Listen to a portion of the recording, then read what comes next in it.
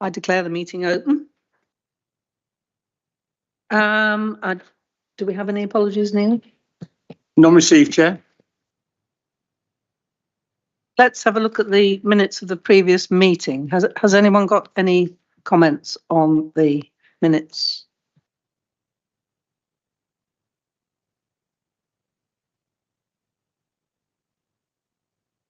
Can we have a quick show of hands to approve them? Yep, minutes are approved. Have we got any questions, Neil? No public questions and no member questions, Chair. Fantastic. No declarations of interest. Sorry, skipped over that. Any declarations of interest? No, none of those. Okay, on to item 28, performance monitoring report. And I think you're going to introduce it. Thank you, Chair. Good evening, councillors. Just to give you a short introduction into the performance report. This is Q1 performance report for 24-25. The covering report sets out a summary of the highlights from Q1. It then goes on to just give background with regard to the structure of the report. So in Appendix A, which starts on page 17, it's set out by directorate, all of the different KPIs, and it sets out then the performance against each of those KPIs. Also within the covering report, you will also see a summary of all 63 KPIs that we're now measuring for Q1. You will note that that is different from last year, where we were only measuring 50 KPIs. The changes have come from new public health KPIs being introduced and also the expansion of waste KPIs. If you go to page 80, you will see a table which sets out the differences between 23-24 and 24-25, so that it clearly shows you where we've made changes to this year's report. Then with regard to the 63 KPIs for this quarter, we have 39 that are green, 15 amber and 8 that are red. For each of the red KPIs, there is an explanation in the covering report. And then within each of the directorate areas within the appendix, there's then further information that can be seen in here. Also for each directorate, when you go into the appendix, we've set out the top wins, top opportunities, and we've also changed from obviously last time when we bought the last performance report, some changes that you requested. So from a horizon scanning point of view, we've looked at current and future challenges. So the cover report gives you a highlight of that, and then for each directorate, it then sets out the specifics around those particular areas. We also have one KPI that doesn't have a target. This is to do with the number of households in emergency bed and breakfast. There is purposely not a target on that. We purposely would like to keep that low, but obviously the service wants to make sure that we're providing that information and that you're aware of it. I hope that gives you a good summary of the information. Apologies, there's one other thing that I just wanted to pick up from what we need to do. We're also looking at trend analysis. And again, this was a request from last time. So again, we started to pick that up within the narratives of each of the KPIs within the appendix. So again, we started to be able to ask specific questions around RNA, P&G and the Chief Exec's office, and just to sort of advise with regard to children's, adults and public health, the specific questions would have to go to the overview and scrutiny that serves those particular areas. Obviously, we can note questions that you may have, but we would then need to go to get the specific information for that area. Thank you very much. Thank you very much, Louise. Did you have a question, Pauline? Yeah, it's an overall question, Louise.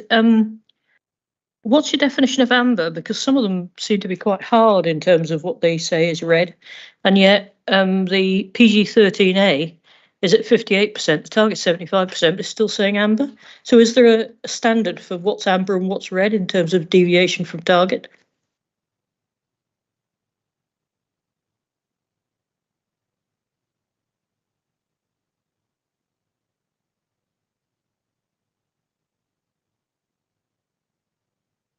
It's actually determined by the service, councillor. That's what I've just been said. It's set by the actual directorate. So there isn't a specific.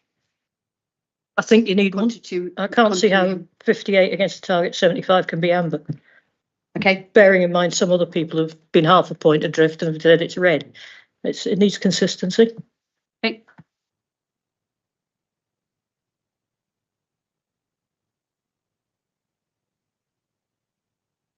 Is this a general point? Yeah, it's a general point, if I may. It's actually in the report, a couple of acronyms have been used which haven't been explained. This particular one I was looking at was SIPIT. And I searched through the whole document. I'm just wondering what that is. What page, Shahid? Page 12. And then I Googled it to understand what it was. But I think it would be useful if we are going to use acronyms, then please explain what they are. And don't, there mustn't be assumption that everyone will know what it is. So just, yeah, I think it's children, what is it, and young people, IT, something, I've forgotten now what the last IT was for. So I looked it up so I probably obviously can explain, but it's a general point.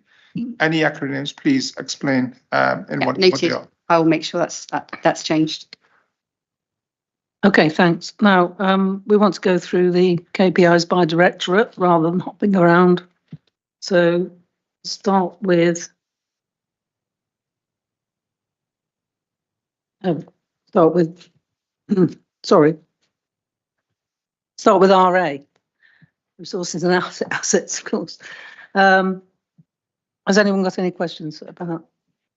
We're on 19, well, 18, 19, yeah. Caroline.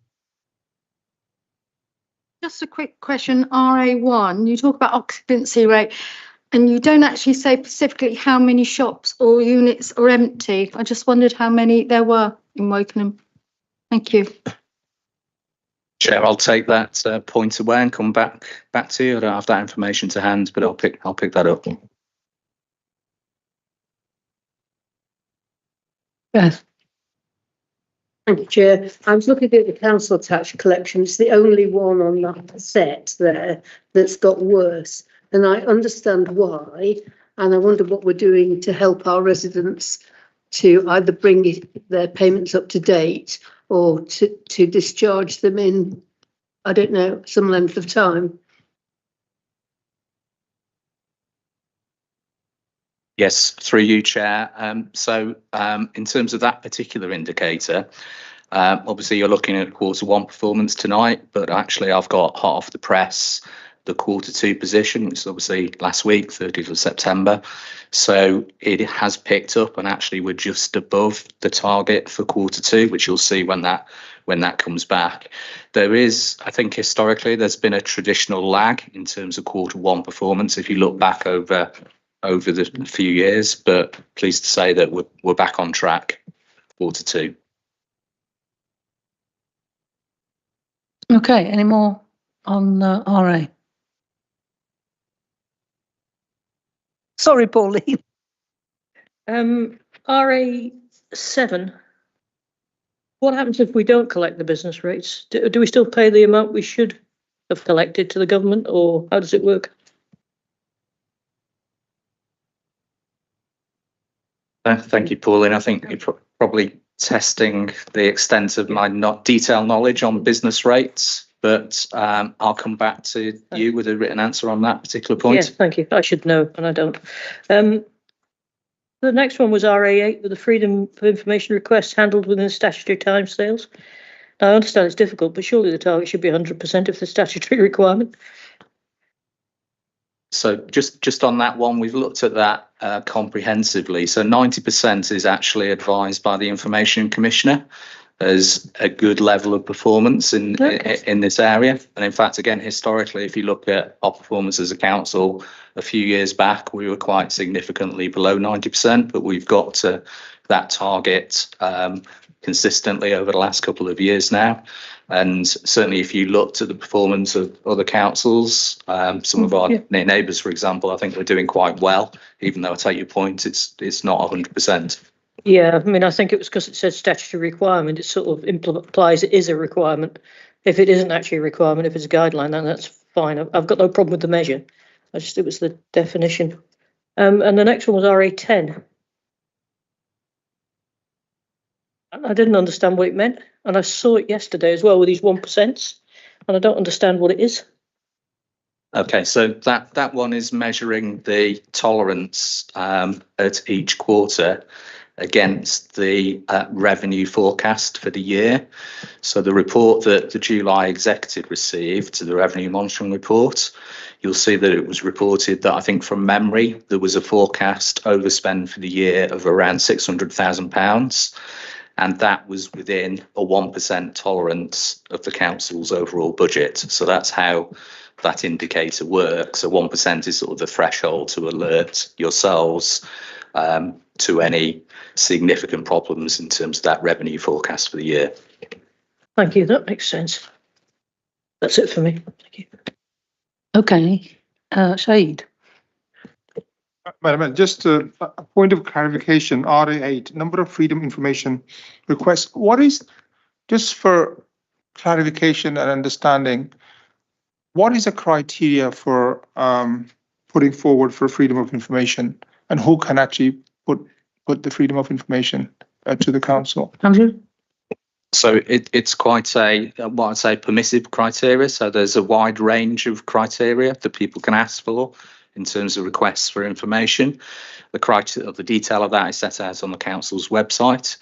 We've got an approach of transparency, so we try and make sure that we're publishing as much information through the council's website as we possibly can do. We have a publication scheme that sets out the different types of information that are available to the public, again from the point of view of limiting the number of freedom of information requests that people feel they need to submit to the council. You can see that it's running at about 100 a month, and that's something that we want to work on further, shift that sort of balance so that we're publishing more information directly on the council's website. I'm not sure whether that fully answers your question, Shahid. But... No, I've seen that information on the website as well. So in other words, we're saying is any residents within the borough can raise information of request based on the criteria which is highlighted, right? So that's correct. That's basically. Yeah.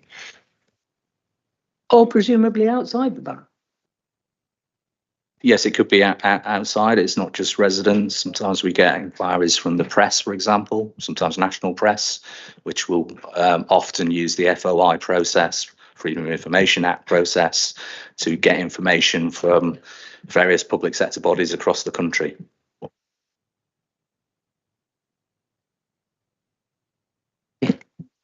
Everybody happy with RA? We'll go on to Base and Growth.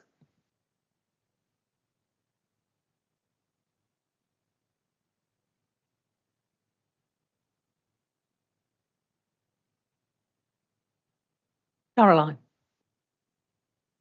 Thank you. I'm looking at PG9, recorded crime in Wokingham.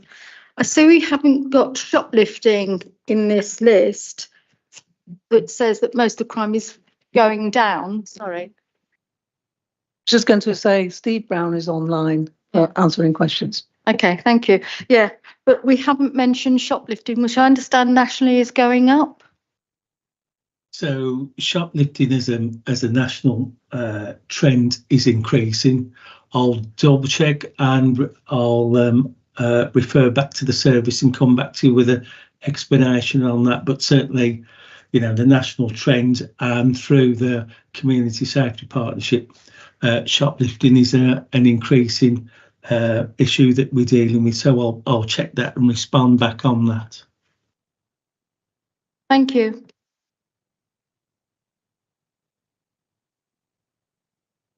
Nothing else? Shall we move? Oh, Pauline. I noticed PG4's got a percentage of major applications determined within 13 weeks. I was just wondering if there was anything on household applications. On that one, Pauline, I would have to double check in and feed back to you on that one as well.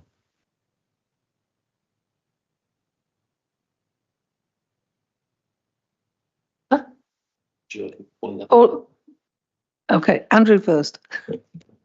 Sorry, I was just going to go back to on PG9 about the crime. I've noticed the targets have been increased. Is there a specific reason, or is that just in line with sort of population increase or something like that to keep in mind? I'm afraid I'll have to double check that, and I'll come back with a response on that. Okay, thank you. Pauline.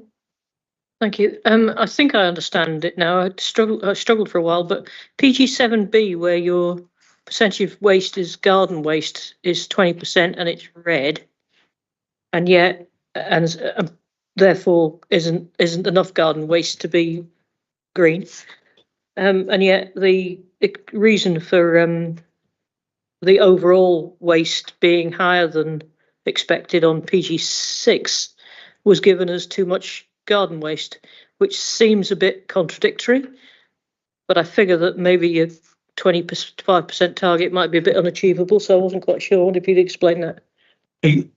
I think it's because that is a new indicator. So when we did some work with Scrutiny, I recall in the autumn, one of the things about waste was bringing in some new indicators, so we brought that in. I think it's a bit about that measurement sort of finding its level, because we've got no historical data or precedent for that. So I think it will find its level, and obviously as the seasonal impact comes in across the year as well, that will be adjusted. So as we've said in the narrative, we'll review that at the end of the year, and then we'll finesse that new indicator more in that context. Yeah, I came to the conclusion it was the indicator that was wrong rather than them contradicting each other. But on the face of it, it looks contradictory. And the final one was the one I mentioned before, which is the PG13A. The no way that 58% performance against a 75% target is amber.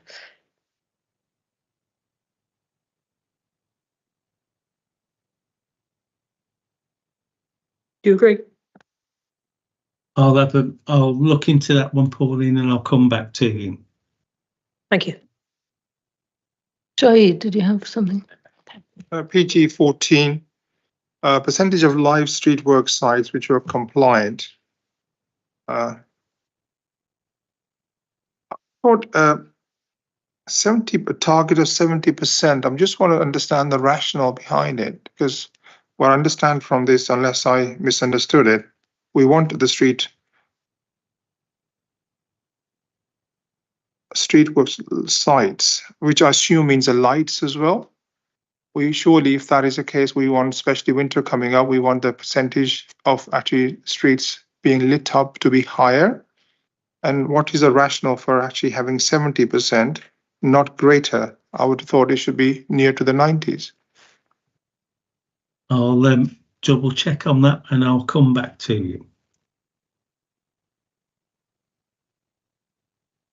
Obviously, important that, because obviously it's health and safety point of view as well, especially winter coming up. So I'm just, it'd be useful to understand, firstly, why the figure is low target, and also the actuals. I think it should be higher as well, but obviously there must be a reason behind that. But I look forward to your response. Thank you. Okay. Yes.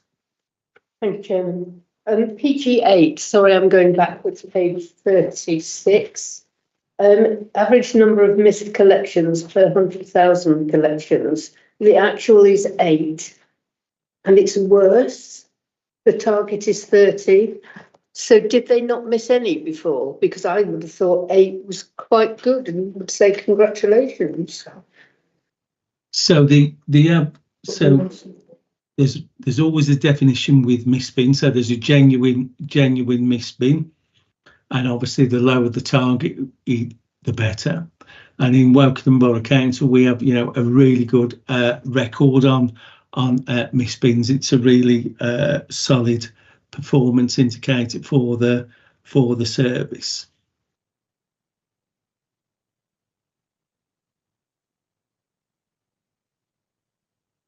It'll be interesting to see what the measure is next quarter, because I've reported about 40 or 50, not 8. So if everybody else has done the same, then that figure's going to be very high, which is understandable with a new scheme. But in which case, if it isn't very high, I'd be looking at how you're measuring it. Absolutely.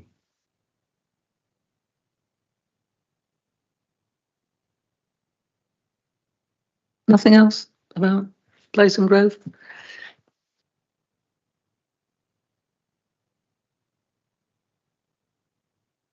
Right, we've got the Chief Executive's Office. Pauline. Well, this is an example of a KPI the other way around. You've got CEX1 that's called itself red when it's only 200 adrift, which strikes me as the opposite of a bit on the lenient side, which the highways one was. That seems a bit harsh.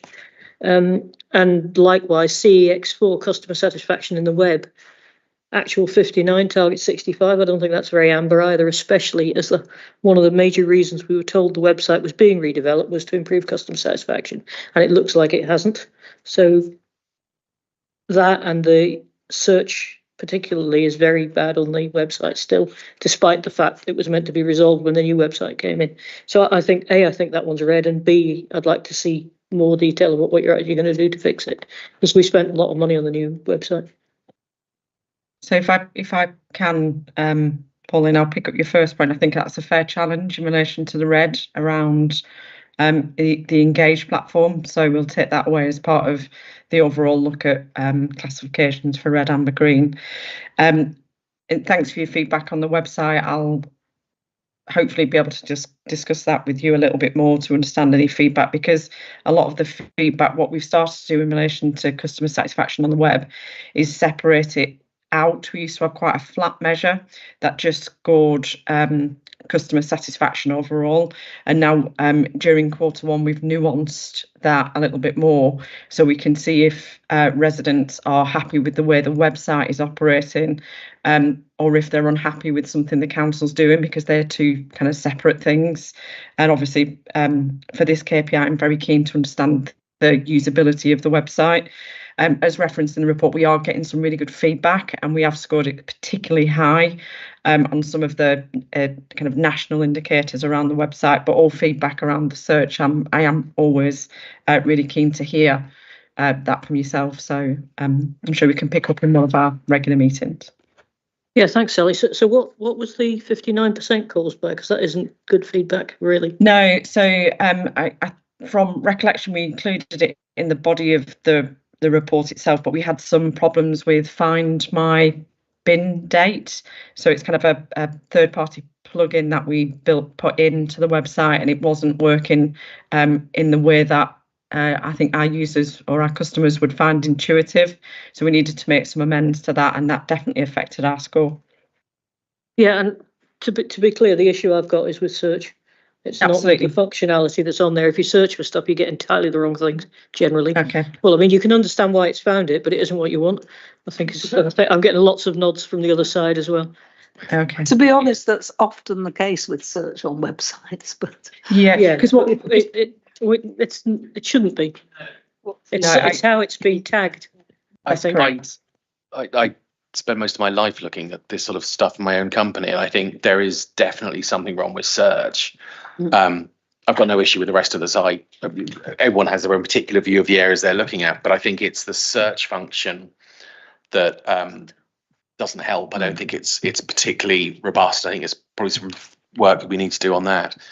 But I agree with Pauline. I think that's my major concern was search. I think the other point I was going to make was, and this happened to me as well personally when I was trying to report something and my road didn't exist in Wokingham. So my address didn't come up. I can't remember which system it was on, whether it was a road. It was a specific requirement that we were trying to report, and we didn't exist. Yeah, I can't remember if it was road or it was something specific. And no matter what we did, our address did not exist for that one particular filter in Wokingham. It would be really great, Councillor, if I could understand what process you were trying to do, because we've got some processes on our website that are managed end to end by the council, and we control it through our customer relationship management system, and some are third party portals like highways, like education. You posted it on Facebook Yes. at the time. Go and search your Facebook. Yeah, I'll find it and come back to you. But it was about I don't exist. I think I've seen a couple of other residents have said something similar. I think during the last 2 months before the bins kicked in, I think there were some issues of people who had similar issues where they didn't exist in the system. So I think there's probably some work to do around that functionality. I'll find it. I can't remember if it was a while back, but I'll find it and send it across to you. That'd be great. I had a question around customer satisfaction on and how we measure phone interactions, because I find if I'm trying to get through to somebody on the phone, our phone system is not particularly user friendly in terms of the way that it works, the way the menu systems are structured, the inability to bypass if you know the department in some areas or enter an extension. Do we measure customer satisfaction on phone interactions? I know I keep getting, every time I put a report in, I get a how did we do for a text message follow up for report it functions, but the phone system I think is an area, and I wonder whether that bleeds into people's CSAT feedback when they're thinking about their interaction with council. Yeah, so we thank you for the question. So we do measure phone satisfaction using the GovMetrics system as well. We don't operate a switchboard as such. We funnel all contact into the main kind of 6,000 number through the IVR, the kind of the voice service for us. I'm happy to take that away and speak to officers in the team about opportunities to think different, because I know that our current telephony product does have the ability to be able to use extensions. I just need to double check if we've actually got that as part of our contract, but I'm happy to do that and feedback.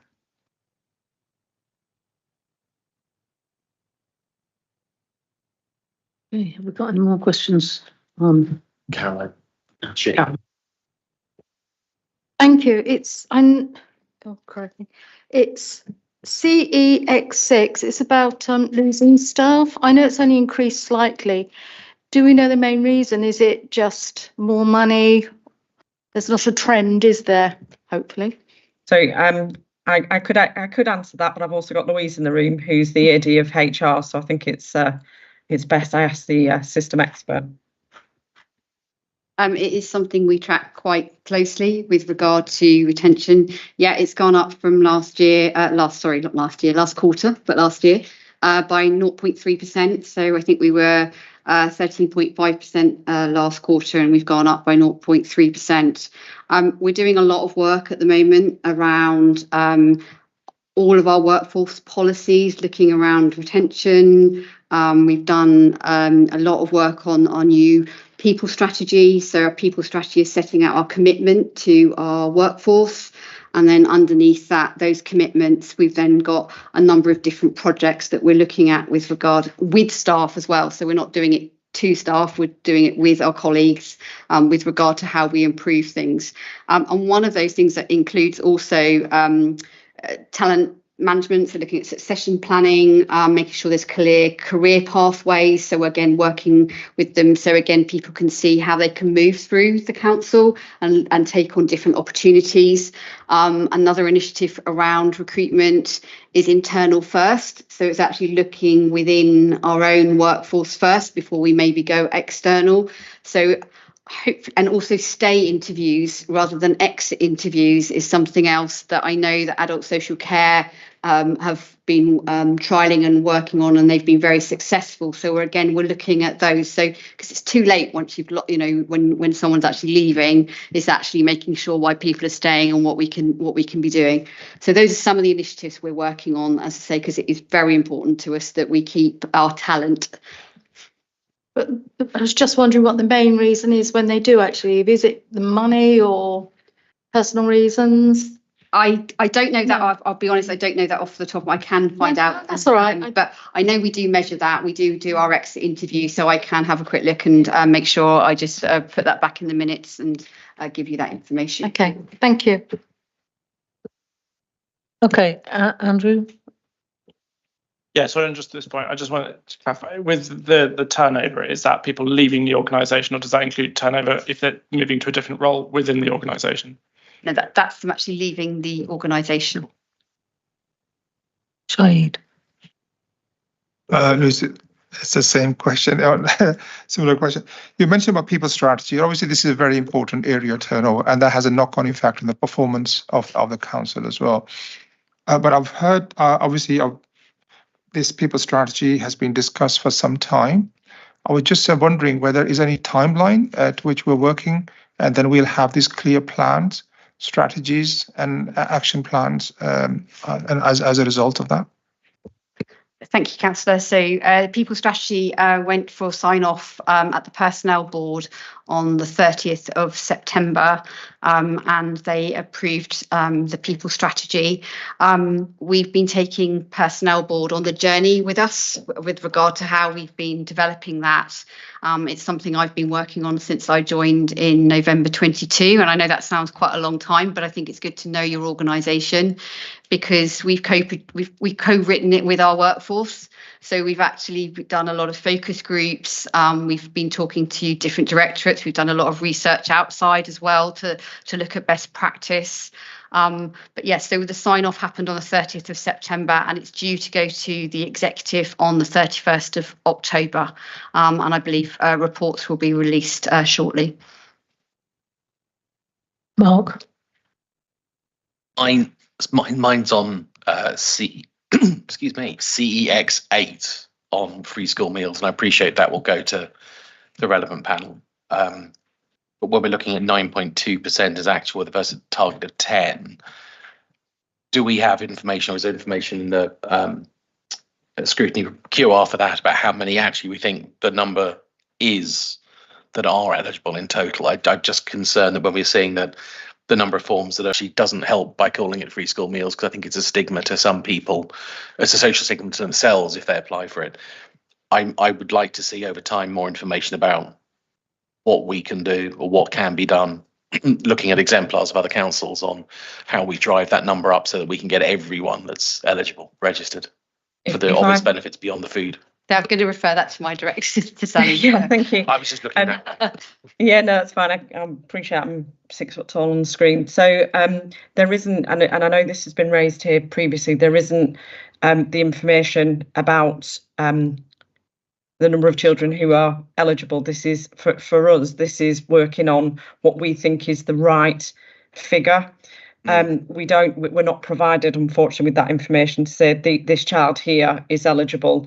So we're working with colleagues across children's services to really promote and support the take-up of free school meals. I don't disagree about the stigma attached to the terminology, but unfortunately it is a national. But I don't disagree on your point, Councillor. Pauline? It was the same thing, actually, but from the opposite direction. I remember discussing this last year and you didn't know what the target was. I'm just wondering, have you ever looked at how many people apply and don't qualify? Because that might be another measure. If you're getting to the point where extra people who are applying don't qualify, then you're probably getting to the point where you've got round about the right situation. Number. Yeah, just trying to turn it upside down. Yeah, it's a really good point. Thank you, Council. I'll take a look at that one. Yes. Thank you. And again, following on free school meals, do we collect information from academies or only our own schools? Because we have more and more schools now, especially secondary schools, that are academies. It's across all schools, Councillor. Alison? Can I just say that the title of CEX8, proportion eligible for free school meals, that's not what we're looking at. Our target is the proportion of pupils receiving them, because we're not clear exactly how many of them there are. It's an educated guess. Correct. That's a really good point. Perhaps it should say pupils receiving free school meals. Yeah, Take that on board, thank you.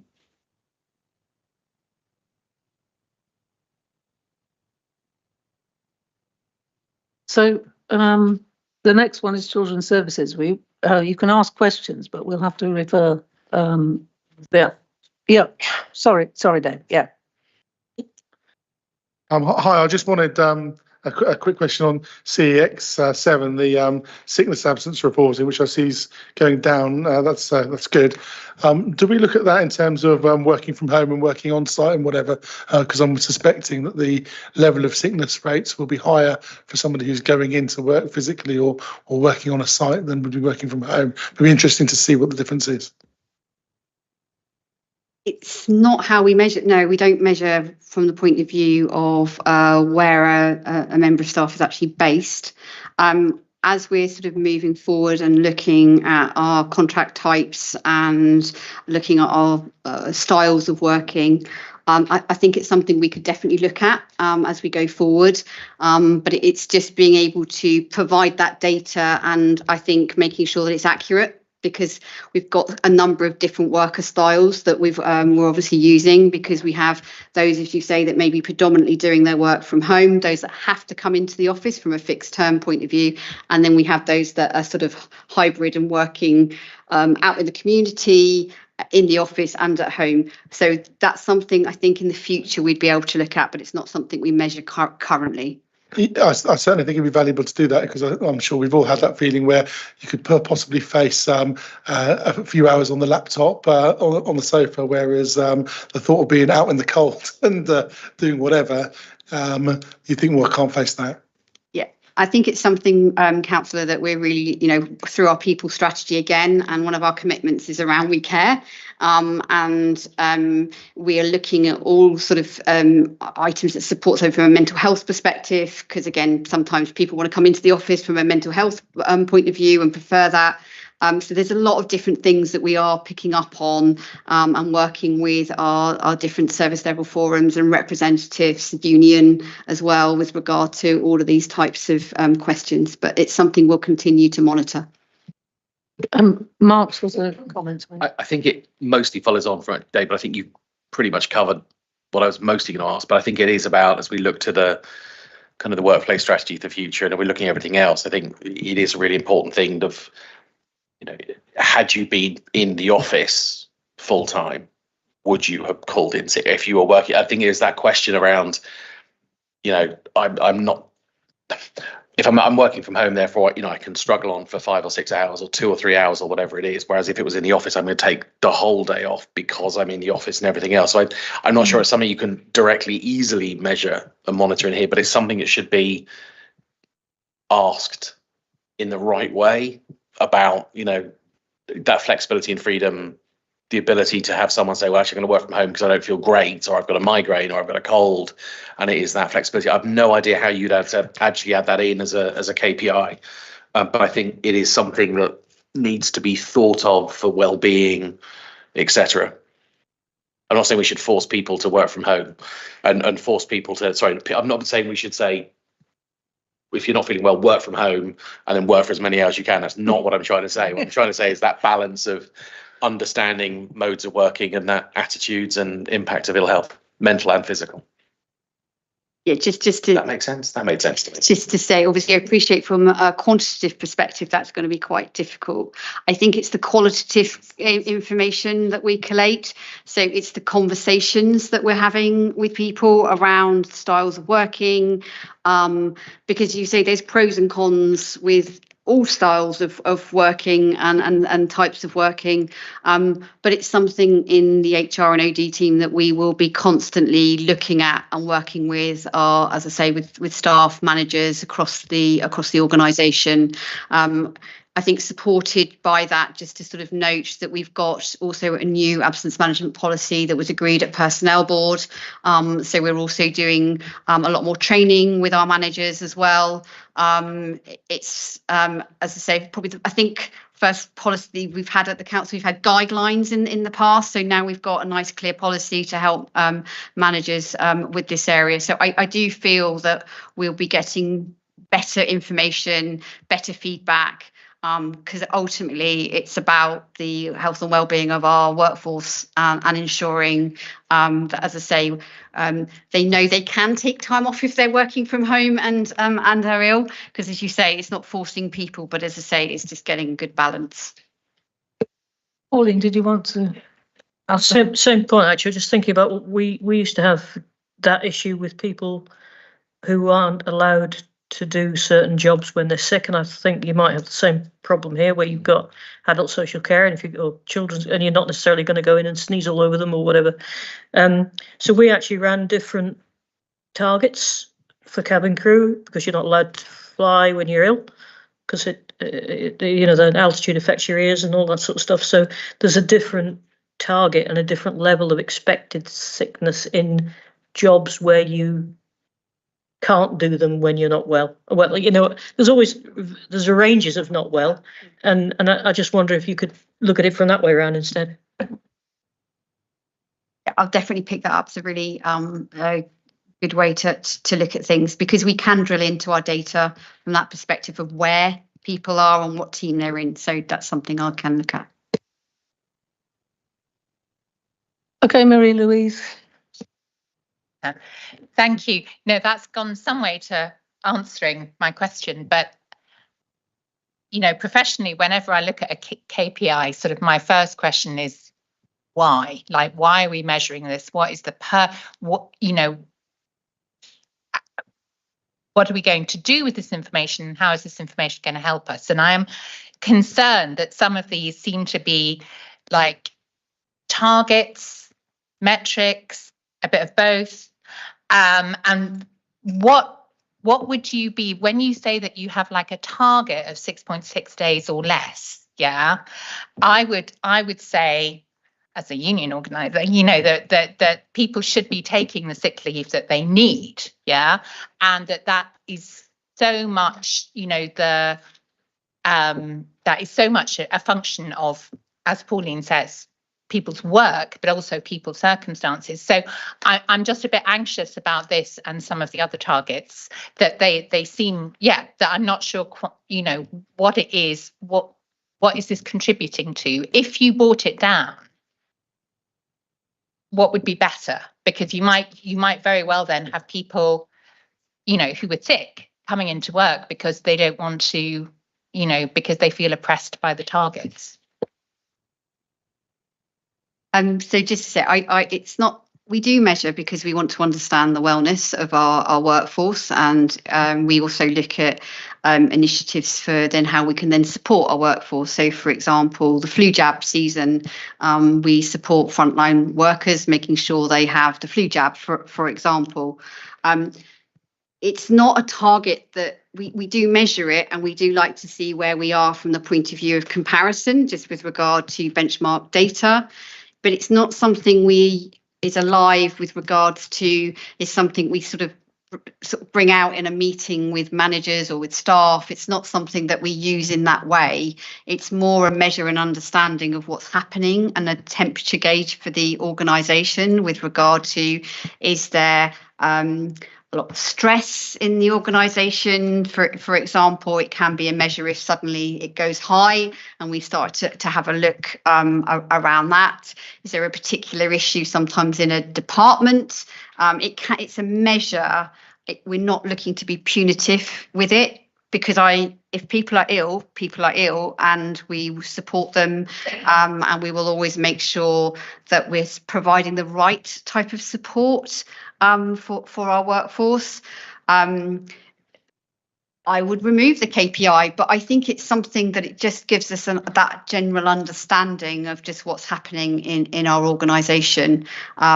I hope I've sort of tried to answer, but it's not something that, as an HR team, is something we're discussing with managers. We've hit this number. It's more of an indication of what's happening in your team. What do we need to do? Is there something we need to do to help the team? Is there something going on? Yeah, so, and it absolutely is. So it's more of an indicator to us rather than a target. So whilst I think it's the terminology used in this particular report, I'm not targeting that percentage. Because it will go up in Q4 because it's winter, and often as you're going into winter and even autumn, it can go up Q3, Q4, and then you will have lower numbers in Q1 and 2. So sorry, I feel like I've rambled a little bit there, but it's not something we target. It's an indicator. Pauline? I think we do need to be careful, though. We're responsible for value for money here as well. And it isn't all about there's no target. There needs to be proper management of absence so that people who are genuinely ill feel completely comfortable and are supported in being off sick. But people who, I mean, we should be looking at pattern absence, which we've talked about at Personnel Board. You know, people who are always off at Wimbledon, maybe you should be looking at why that's the case, you know, those sort of things. So I think it's important to have a reasonable target that takes into account what people's jobs are, to encourage people who are really ill to make sure, or genuinely ill, to make sure that they are supported and take the time off that they need to get better, but also make sure that, to be fair to the rest of the employees who are working hard, that if somebody is taking the mickey, that you pick it up and you deal with it properly as a proper manager would. So I think it's a balance.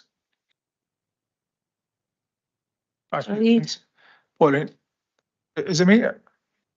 I was going to back what you said. This is the point I was going to say, right? I mean, there's two angles to this, Louise. One is obviously make sure that generally people who are sick, we support them, right? But at the same time, in my past experience as well, actually I've implemented large HR and absence management systems for large corporations. And we've seen there's a pattern we could see based on data. People where there's a couple of examples, lots of examples where person is sick every Monday, every month. And you could see that for months, right? And the data tells you that, okay? You can almost like predict this person X going to be sick on this particular date, right? So, but also there's another angle to it as well. But actually every absence is actually a cost to the organization as well, right? And we want to make sure that we don't actually, it's again value for money as well. So we want to make sure that people don't, on the one side, we want to support them, but on the other side, the system is not being abused, right? So do we measure the sickness cost to the organization? Do we have some KPI which does that? Because I've seen other organizations where actually we did use the cost factor, KPI, how much sickness is costing the organization on a quarterly basis. I'm sure, they would have done that as well.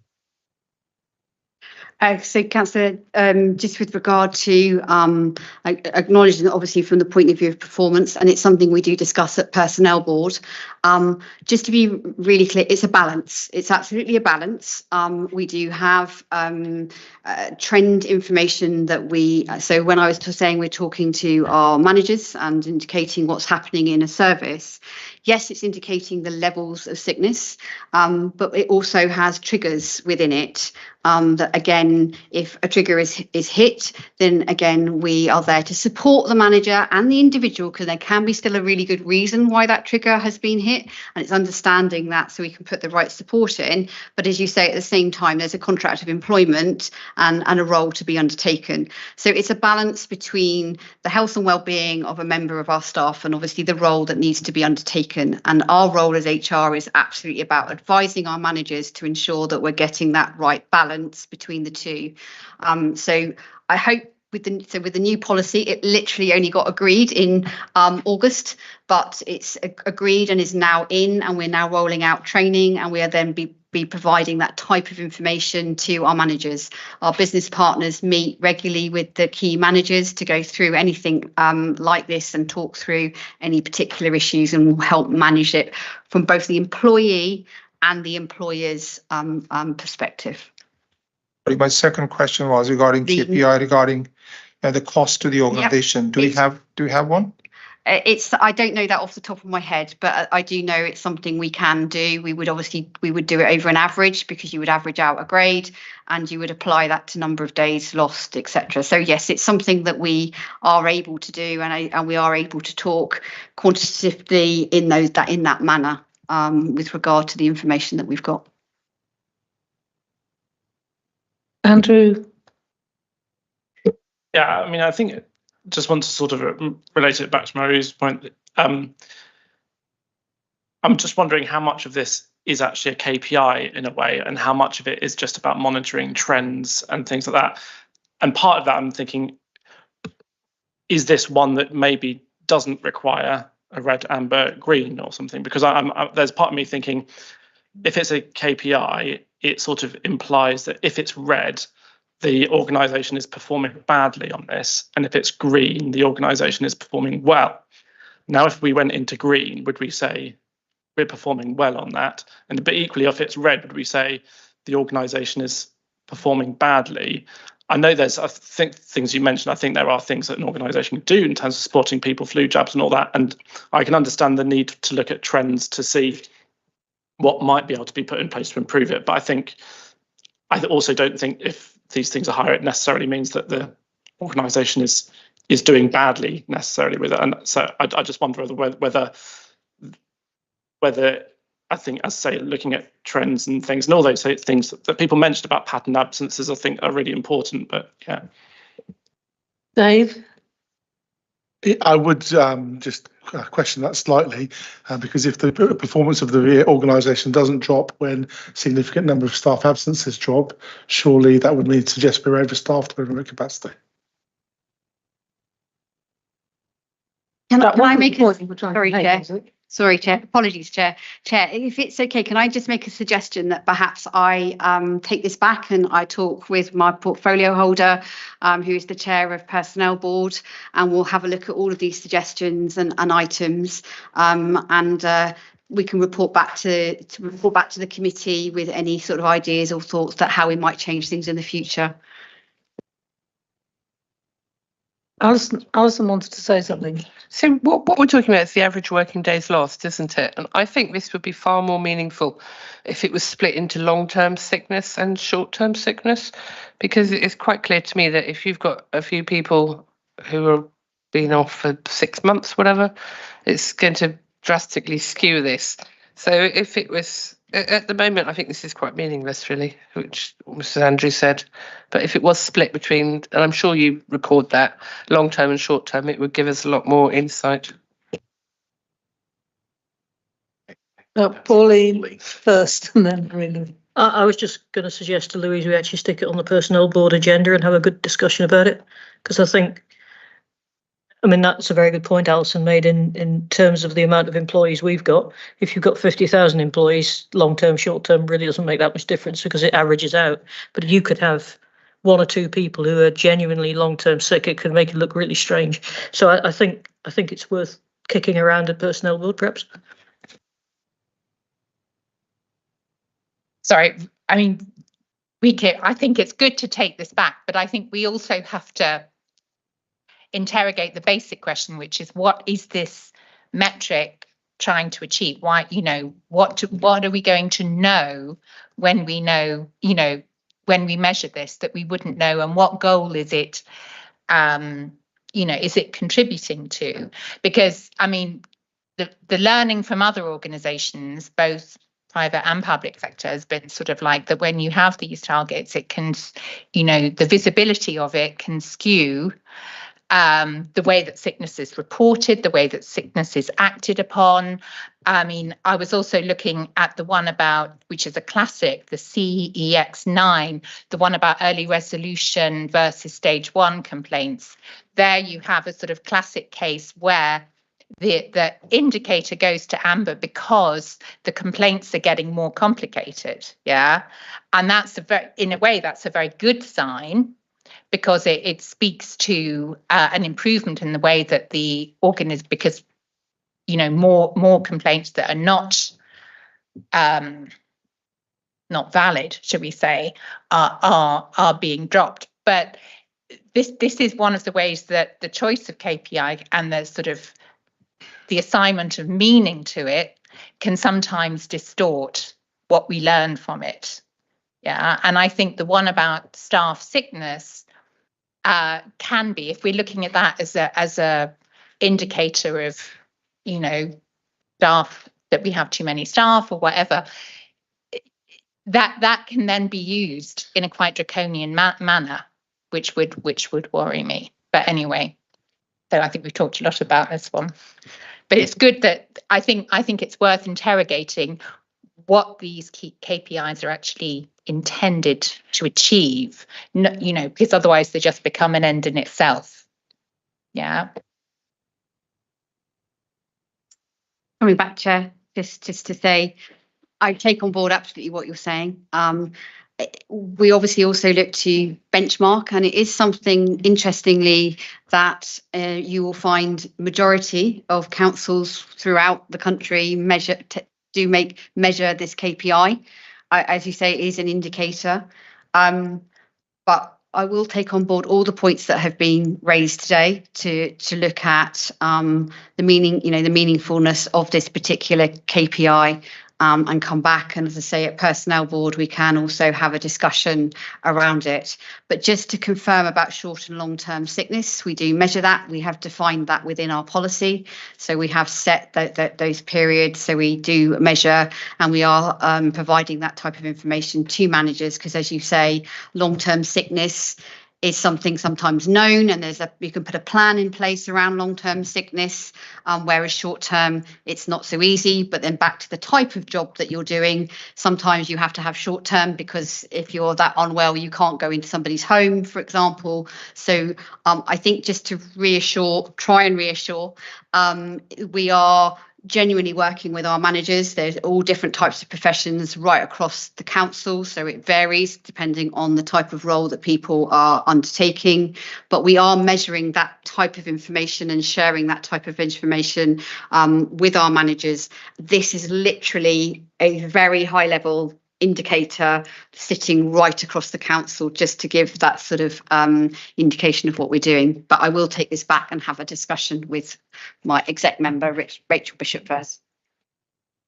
Sorry, have you really got something new to say? Very quick point. I think just a suggestion that when you do talk on personnel, if you can also look at the cost factor as well. The reason I said that, actually, we did that at the central government, and the cost was actually a huge amount, and it was eye-opener for the senior management when they looked at it. So I think as a part of the discussion, if you can also discuss this KPI potentially in the personnel board as well. Okay, let's move on to the Children's Services and Adult and Health. You can ask questions which can be passed on. It'd be you passing them on, wouldn't it? Yeah, Neil would pass on your questions to the. Okay, Mark. One that I'd probably declare a slight interest in, and that my child was part of the EHCP process when they sent through, that the numbers seem to be going backwards and getting just far worse. There's a lot of noise online from parents right now complaining about the length of time that it's taking. I know that my own one was 48 weeks a few years ago. I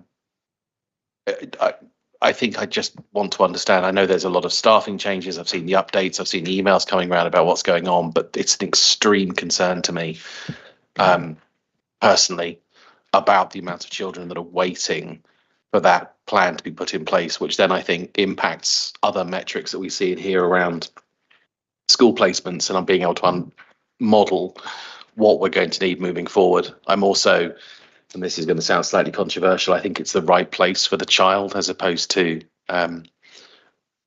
forcing people down a mainstream route with extra support. But I think my genuine concern is that that's at 43%, and the direction of travel is worse. And we seem to just not. I note there's a new dashboard, but I'm really genuinely concerned that our performance at 43% is nowhere near where it needs to be. It's a question I'm sure will get picked up by others and at the panel itself. Okay. I also want to add to that. I think even the a 20-week target for a child is a long time. That's like over half the academic year. That's quite a significant time period. So even the 20 weeks, I think, is a long time. We should be looking to do better. I'll say that. Oh, sorry. That's what we came up against. It's the statutory the statutory 20-week guideline from government on how long these things take. So I think I fully agree. It's 20 weeks is half an academic year, and the amount of ways that a child can go off drift off in their performance and social development is strong. So I think that's a major concern for me. Pauline? I'm also a little bit concerned about the sort of reliance on the HCPs. I think there's quite a lot of things that people have problems with that can be dealt with and would be better dealt with quickly with a solution rather than waiting 2 years for an EHCP. Speech therapy is a good one, I think, where you wait for an EHCP to get a speech therapist. Actually, some of these things are quite obvious and should be dealt with before we get anywhere near EHCPs.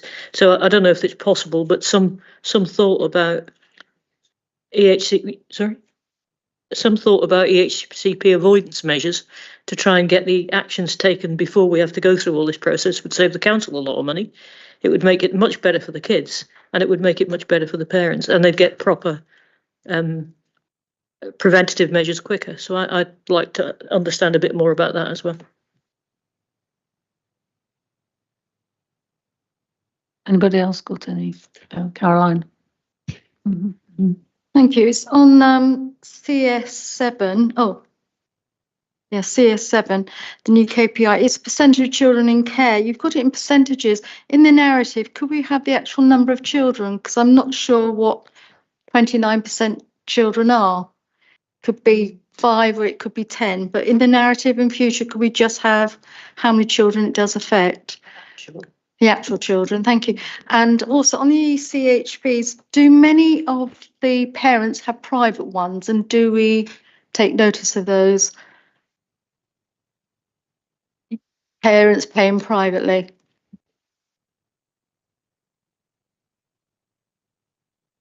Sorry, just particular hot topic of mine. The EHCP process is not, that's the council element. So those can't be done privately. There's the assessments that underpin it for autism, for ADHD, for dyslexia and everything else. Those can be done privately, but the EHCP process itself is council, our own. Yeah, that's what I was wondering, because we've paid for one of our grandchildren. Thank you. Shaheed, was it? Yeah. Yeah, it's regarding again the EHC. Just want to share the experience when I was a governor at school. This was a constant, also, if you can say, a complaint from the schools as well, that the council takes a huge amount of time to complete the process. And that actually has a knock-on impact on their planning and what resources they need to allocate, etc. So it's not just the council, it's not the children, it's not the families, it's also all stakeholders are affected as a result of that. So I think something we really seriously need to get to the bottom of it. I don't know why. I mean, is any rationale why we have not been able to improve and why it is going down? Andrew? Yeah, I mean, I was just going to come back slightly on Pauline's point, I think, which was about really kind of about early intervention. And I think that is a key part of the sort of safety valve strategy, which is all about sort of how we reduce the need for it to get to the AHCP level. And I think that's and I think that's one of the things we've discussed in children's services quite a lot. I mean, one of the performance indicators we've got is the number of EHCPs, and there's always discussion whether is a high number good or a low number good. And I think it's that thing of trying to get it to reduce to a stage where they don't need to get to that stage. But yeah, that's part of the safety. So I think there is a focus on early intervention, but I know it's not covered here, and I don't know all the details off the top of my head, but I know that is being looked at quite carefully. Thank you.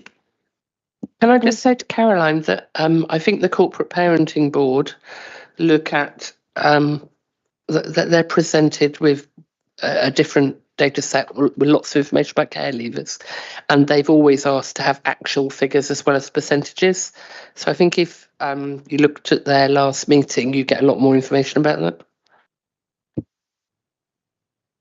At the risk of talking about something I don't know anything about, I'm just wondering if the chairman or chairperson of the Children's Services Scrutiny, is that you, might think about a task and finish group on EHCPs and EHCP avoidance if you think that you aren't covering it already.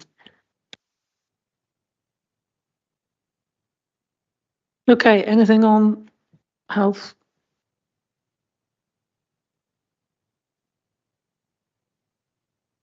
Adult services and health, is it? Page 59. Yeah, page 59.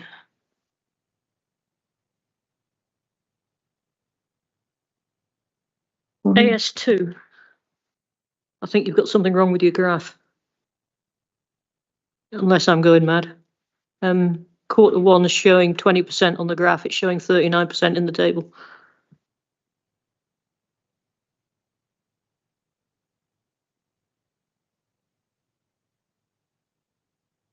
The table's wrong or the graph's wrong, but they don't agree with each other.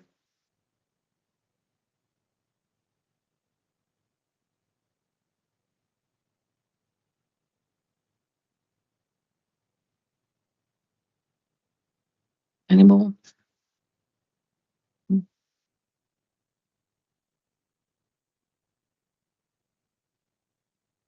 Public health. These are new ones, I believe. Pauline. PH1, I think to come back to some of the comments we made on the previous one, it'd be good to know what percentage that is. I don't know whether 71 mothers having face-to-face antenatal contact's good, bad or indifferent. And I don't know whether the 300 target, I know the 300 is a average. I mean, do we actually know what the real number is? Because we must know how many kids are born, surely, or maybe we don't. You know, is there a way of getting an actual number rather than an estimate? Question, really.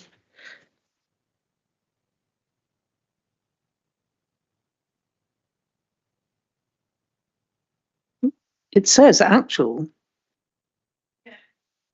It's not the 71. The 71 I understand is actual. That's the amount of people we've seen. And that's an actual. The target's 300, which seems to be estimated from 1,600 babies born in Woking Borough each year, therefore approximately 400 each quarter. I just sort of lost the plot about the target, and surely we should know exactly how many people should have face-to-face antenatal contact, because otherwise we wouldn't know to contact them. And we should know exactly how many people have had it, which we do. So surely we should have actual figures, not an estimate.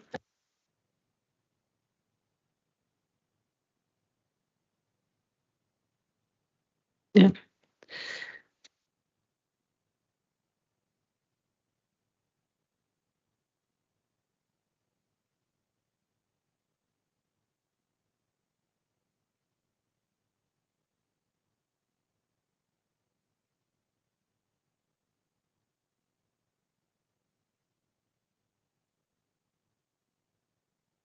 Well, we're on public health. Is there anything else on public health? Shahid?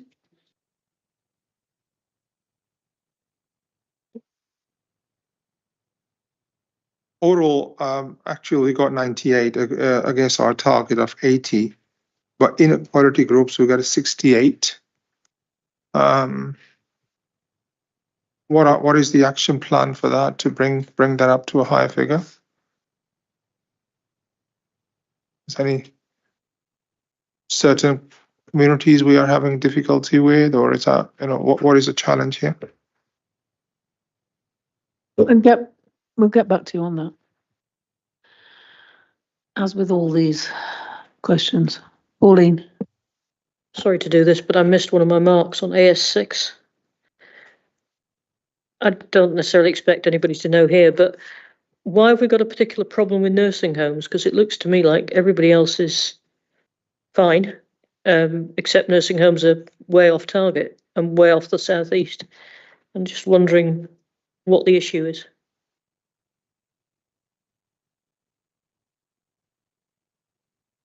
Okay, we'll get back to you on that. Dave? Yeah, the public health KPIs, it'd be interesting to know what percentage of young children were having sort of a full going through a full vaccination program. I'll be very interested to see that as as that. You always hear concerns that it's dropping. It'd be nice to know what the percentage was like in Woking.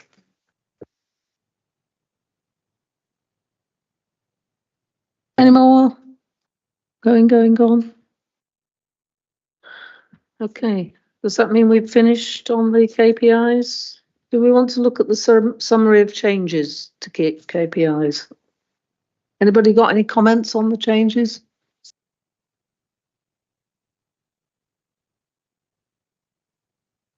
Yeah, this page is 80 to 82.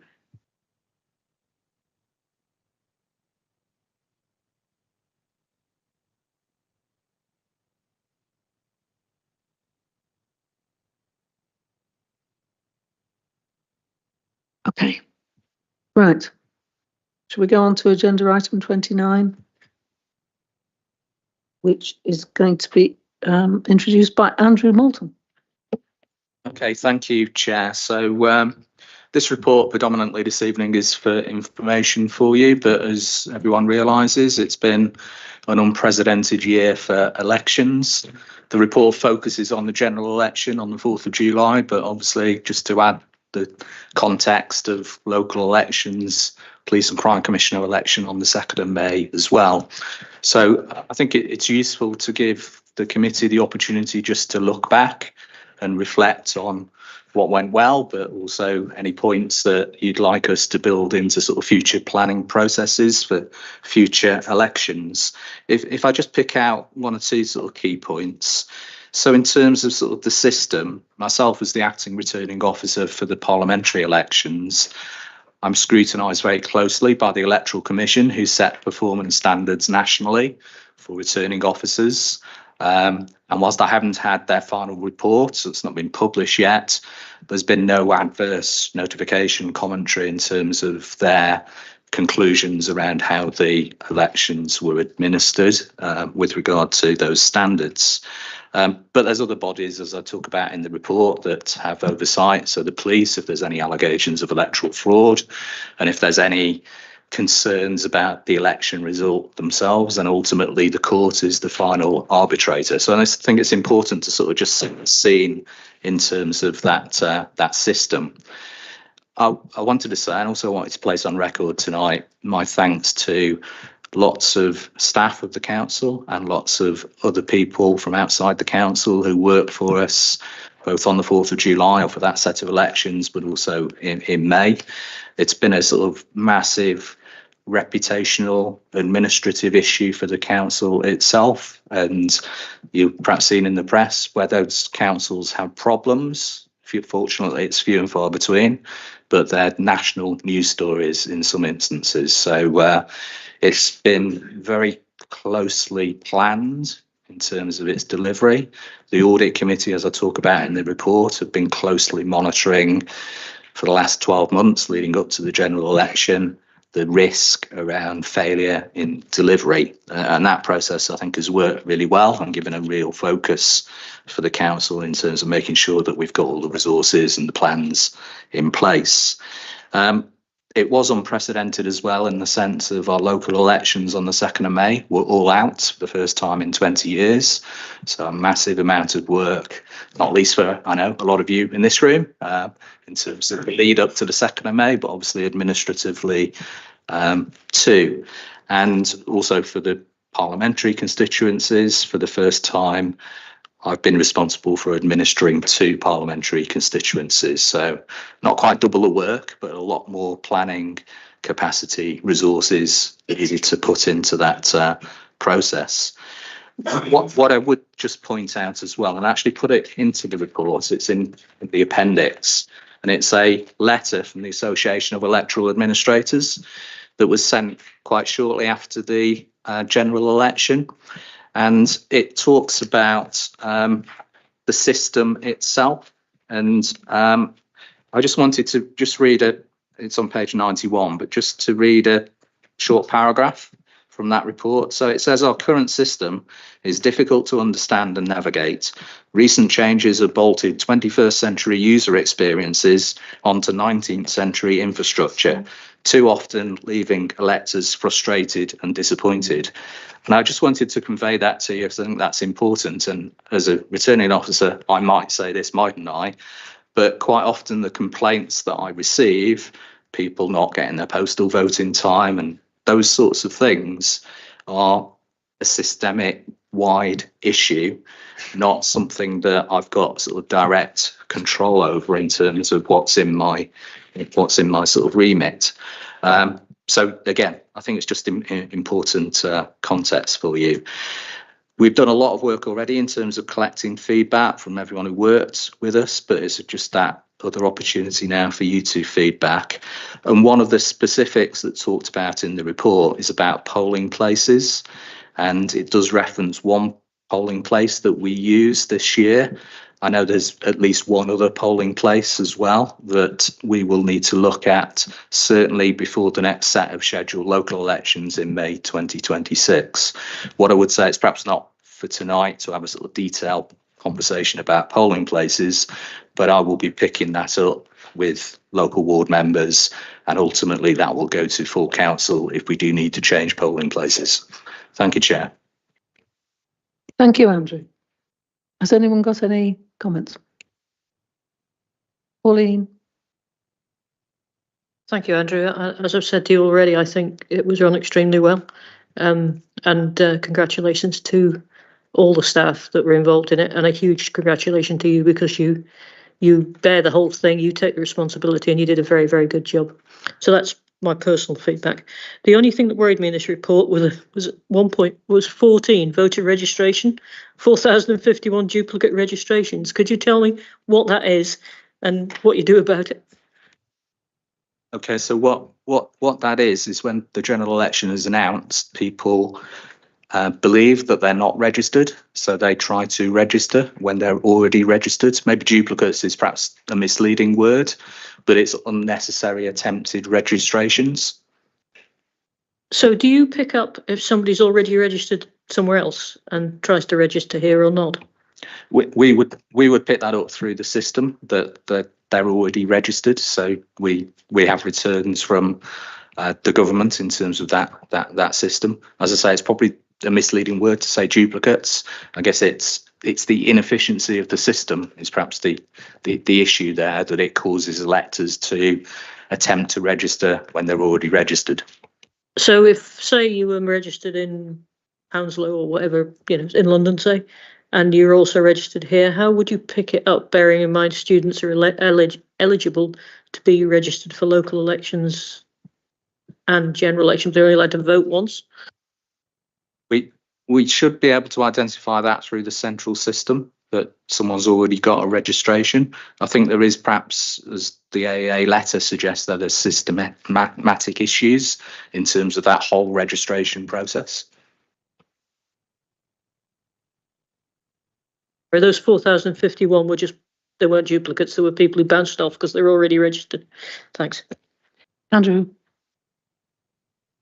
Yeah, I know I passed around something about some of my feedback about the polling place review, particularly for Shinfield. I was just wondering, I know you sort of mentioned, but what the process for that review would go to next. I know that it was meant to go to full council. Is there a sort of medium point before it goes to full council for a full decision after that?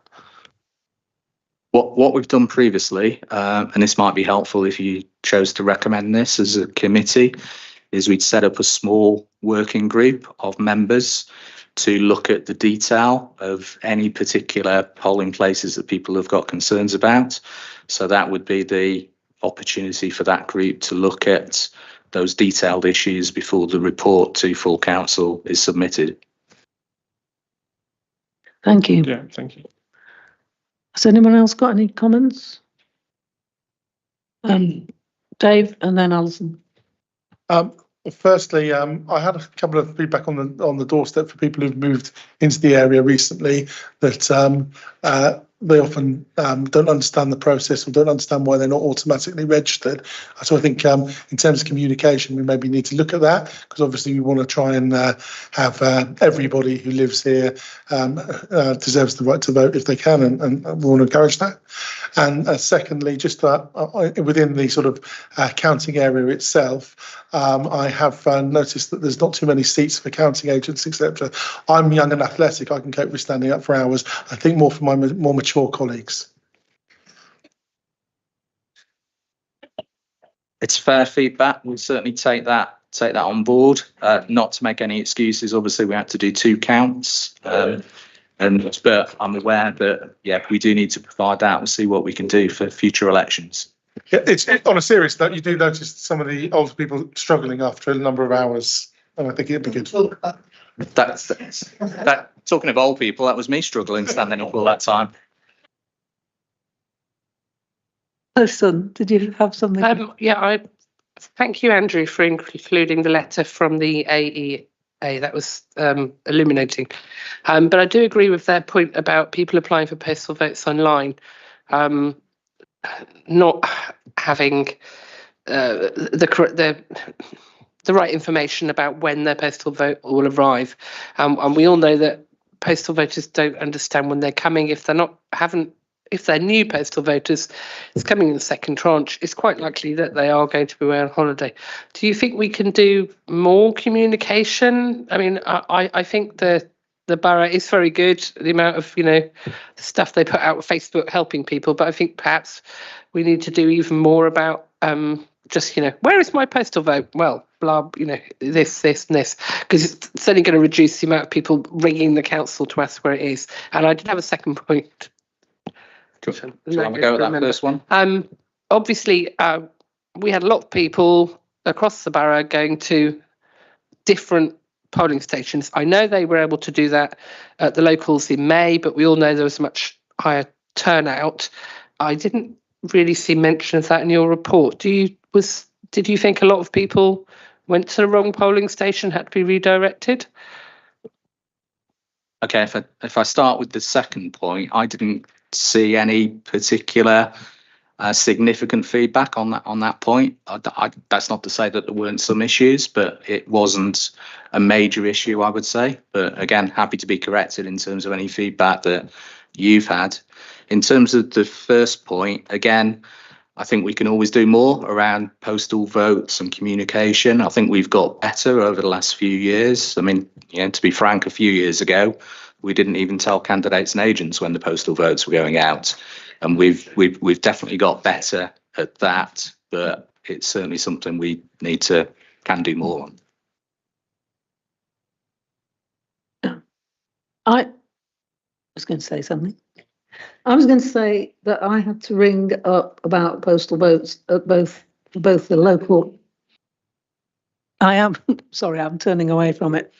I had to ring up at the local and the general election about postal votes, and I thought the person on the telephone was absolutely fantastic in both cases, and the person who answered the telephone dealt with it. So I was impressed. Mark, you can say something? Sorry, I support the idea of a small group to look at the specific polling stations, and I'm happy to propose that one be formed subject to working out the numbers of people. I think also I think there's 2 that have been specifically highlighted, one of Shearfield and the one in my own ward of Woking and Without. And I think the issues in Woking and Without are different. I think, as I said to you on my email, I don't think that's the change in location. I'd like to see some data that backs it up either way. I think it's more of the operational nature, because it worked well in May for the local elections, and then for the July national elections, it was a general election. It was a volume of people issue, which then compounded some of the operational issues on the site. So I would very much support or propose a small group to look at those 2 wards in particular, or any that have 3. I apologise. To look at those particular ones. and then come up with the recommendations and to kind of pass that through to full council for review, etc. on that process. I would propose that this group meets sooner rather than later, because you never know when a by-election might be called. And the reports I had of Sebastian's, the difficulties, people crossing the road. I was on the group that looked at polling station places with Prue and Rachel Burgess. I can't remember who else was on it, but I know everybody had a lot of concerns about that polling station. We were told that there would be a crossing place, that possibly support would be given to the parish council to extend the car park. I don't know if these things actually happen, but we did have a lot of concerns about it, but there didn't seem to be much alternative. So certainly I think this group should, because the group can propose and it can go to full council as soon as, because you just don't know when a by-election might be caused. Andrew? Yeah, I was just going to go back to kind of the postal voting thing. I know it's been mentioned a bit, but one of the concerns that I had, and it wasn't really with the council, but just the worry about Royal Mail and the performance of Royal Mail, and I think that undermined people's confidence a little bit in the system, which I know is beyond your control. But are there any numbers for postal votes which arrived late and therefore didn't get counted? Do we know how many there were? It's not a number that we've got, or I've got to hand. Obviously, it's true to say that not all the postal votes arrived on time, and that is has been the same every election that has had postal votes in it. But no, it's not a stat that we collect. Okay, so that's not something that is published at all? No. Okay. No.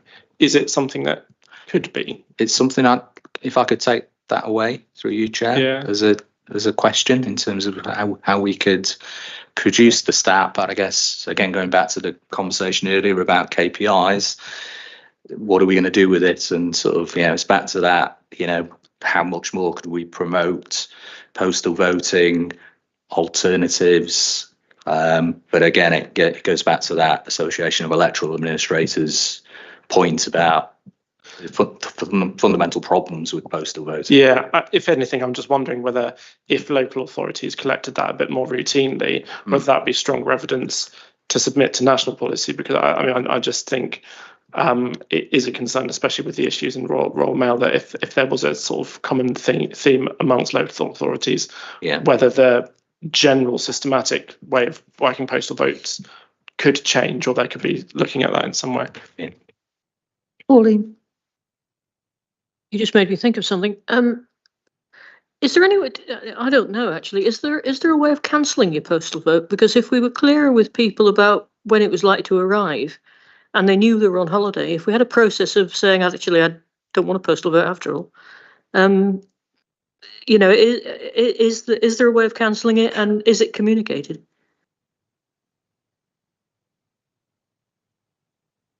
There is a way of cancelling and reissuing it, but it's complicated. And again, I think it goes back to sort of being more upstream in terms of explaining what a postal vote can do and what it can't do, and what some of the risks are if you choose to have a postal vote. I think that, again, without labouring the point, because it's self-evident, but one of the issues with the general compared to the locals is when you do local elections, we're going to be on the 2nd of May for a long time. We didn't know the 4th of July until mid to late May. So it's much more difficult to communicate to electors. And that's why I was thinking about cancellation, because you know that you're not going to be there. You have a postal vote because you usually have a postal vote for local elections when you know where they are. How can you? Is there a way of cancelling a postal vote and converting it to a proxy? If there is, can you communicate it? Or if it's very, very difficult, can we improve it so it's easier? Because I think that might be part of a solution. Yes, good feedback. I'll take that away.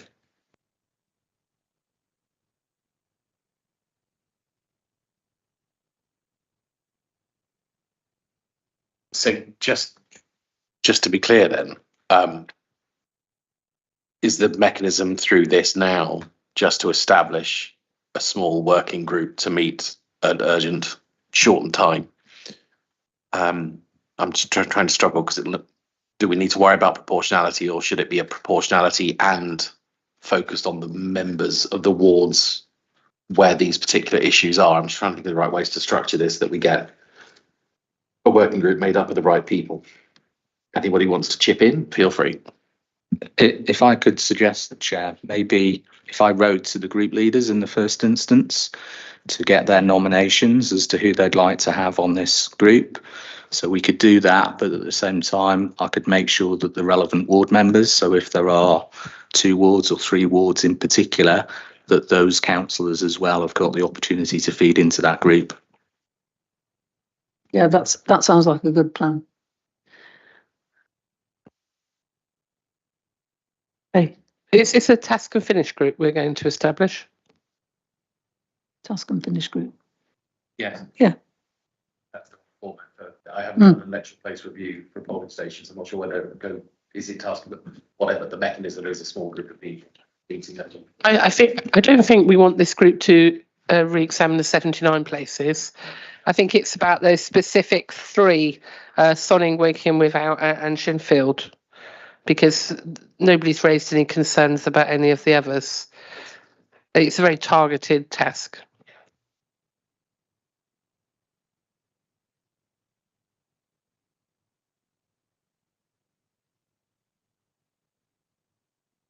Done this before. This isn't. I remember when I was exec member for internal services, we did it. So we must have a standard way of reviewing the ones that are an issue.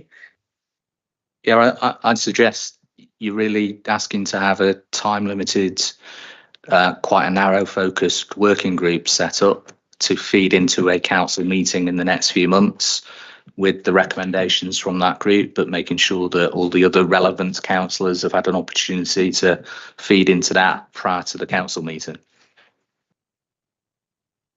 Yes, I'm only slightly hesitant in my words because I wasn't sure why this is coming through scrutiny rather than, only hesitant in my choice of words because I'm not sure why this is a scrutiny function as opposed to coming through one of the other committees of the council. But I think the intent is clear. The mechanism needs to be worked out, and then for those 3 people, those 3 wards to be picked up and the process followed.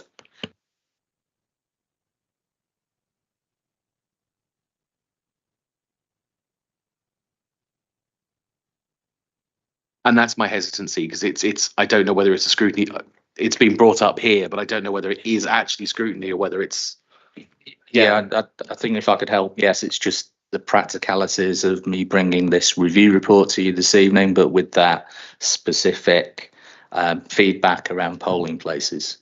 So it just seems pragmatic that this is the instigator of that working group now. I think we're clear and aligned on what we're trying to achieve. It's just making sure we're following the right path and process. But thank you. Okay, thank you very much, Andrew, for coming and answering questions. And Neil, I forgot to thank the officers at the end of the last item as well. Can you minute that?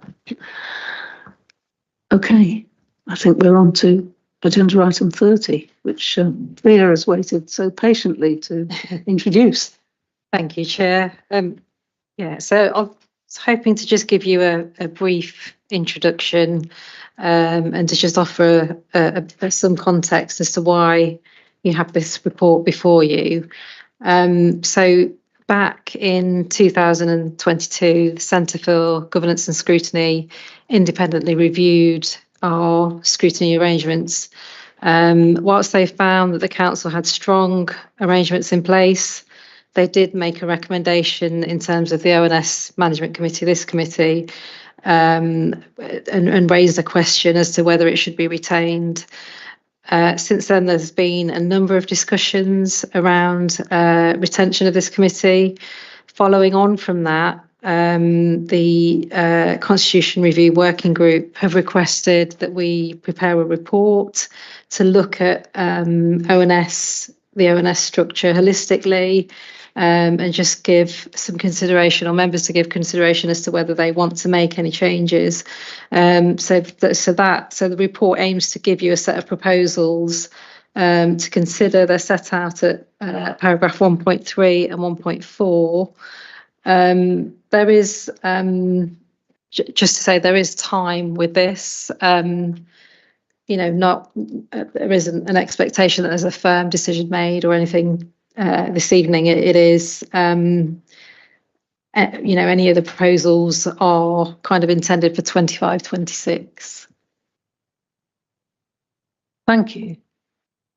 I just wanted to say, well, to really reiterate that we're not going to make a decision this evening. We're going to, I'd like to have a short discussion and get people's general feelings about this. And then we'll go away and probably the chairs of the various committees should get together and decide what to do. I mean, my personal feelings about this is that it doesn't really affect HOSC and Children's Services overview and scrutiny, that there's absolutely nothing wrong with their remits and they should stay exactly as they are. So it's really the other three, Overview and Scrutiny Management Committee, Climate Emergency Overview and Scrutiny. There are questions in this report about whether we need them or not, or what exactly their remit is, and Community and Corporate, which is overloaded, and so its remit needs to be looked at. So that's very, very brief overview of my feelings about it. Those are the questions. Pauline, you've got your hand up. Thank you. We've discussed this at least twice so far. Community and Corporate before the last election was very, very clear that they didn't like this proposal, and that we believe that the budget should remain in Community and Corporate and be all in one place. We seem to be trying to fix a problem that doesn't exist and muck around with things that are actually working quite nicely, thank you.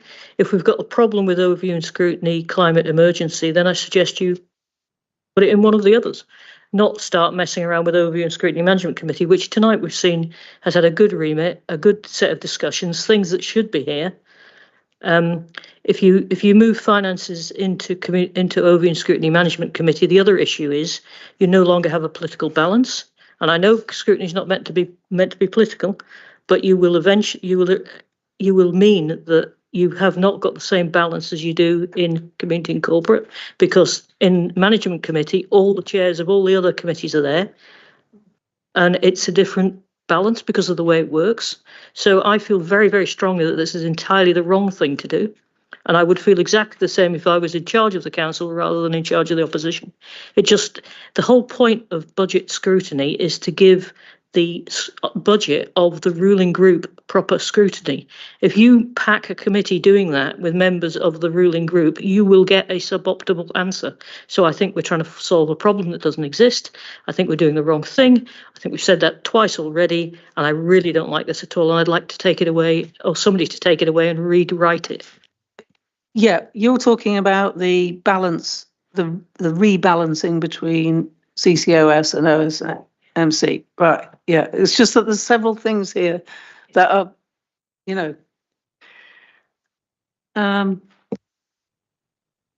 Caroline. I was just going to add that I think the climate emergency is extremely important, overview and scrutiny. I'd hate to see it disappear. And I think personally, I think it should have its own agenda. And I don't think there's enough, because I've noticed in here some cancelled meetings. We've got 10 items on the climate emergency that I think we need to look at regularly rather than just one or two. I'd like to see one on behaviour, but I just think it's too important to move to another one. And both committees that I'm on, they seem to have a lot of work anyway without adding what I'd like to say a bigger portion. Thank you. Sorry, Beth. That's okay. I agree with both Caroline and Pauline. I think it is evident to us all now that climate is changing and changing dramatically. We have seen more rain this year. We've seen higher temperatures this year. We can all see what's going on in the States, hurricane after hurricane. and the last bit of snow that's been there for donkey's years in Scotland is due to melt in the next couple of days. And I think it is far too important for us to split it or change it to another committee. I think we need to look at it. We need to look at it urgently, and we need to see how we can change the behaviour, hopefully, of our residents and ourselves, and possibly others, before it's too late and we're all sent up to the stars in a ship or something. Alison, Could I ask Neil a question? of course. I'd just like some illumination about why those meetings were cancelled.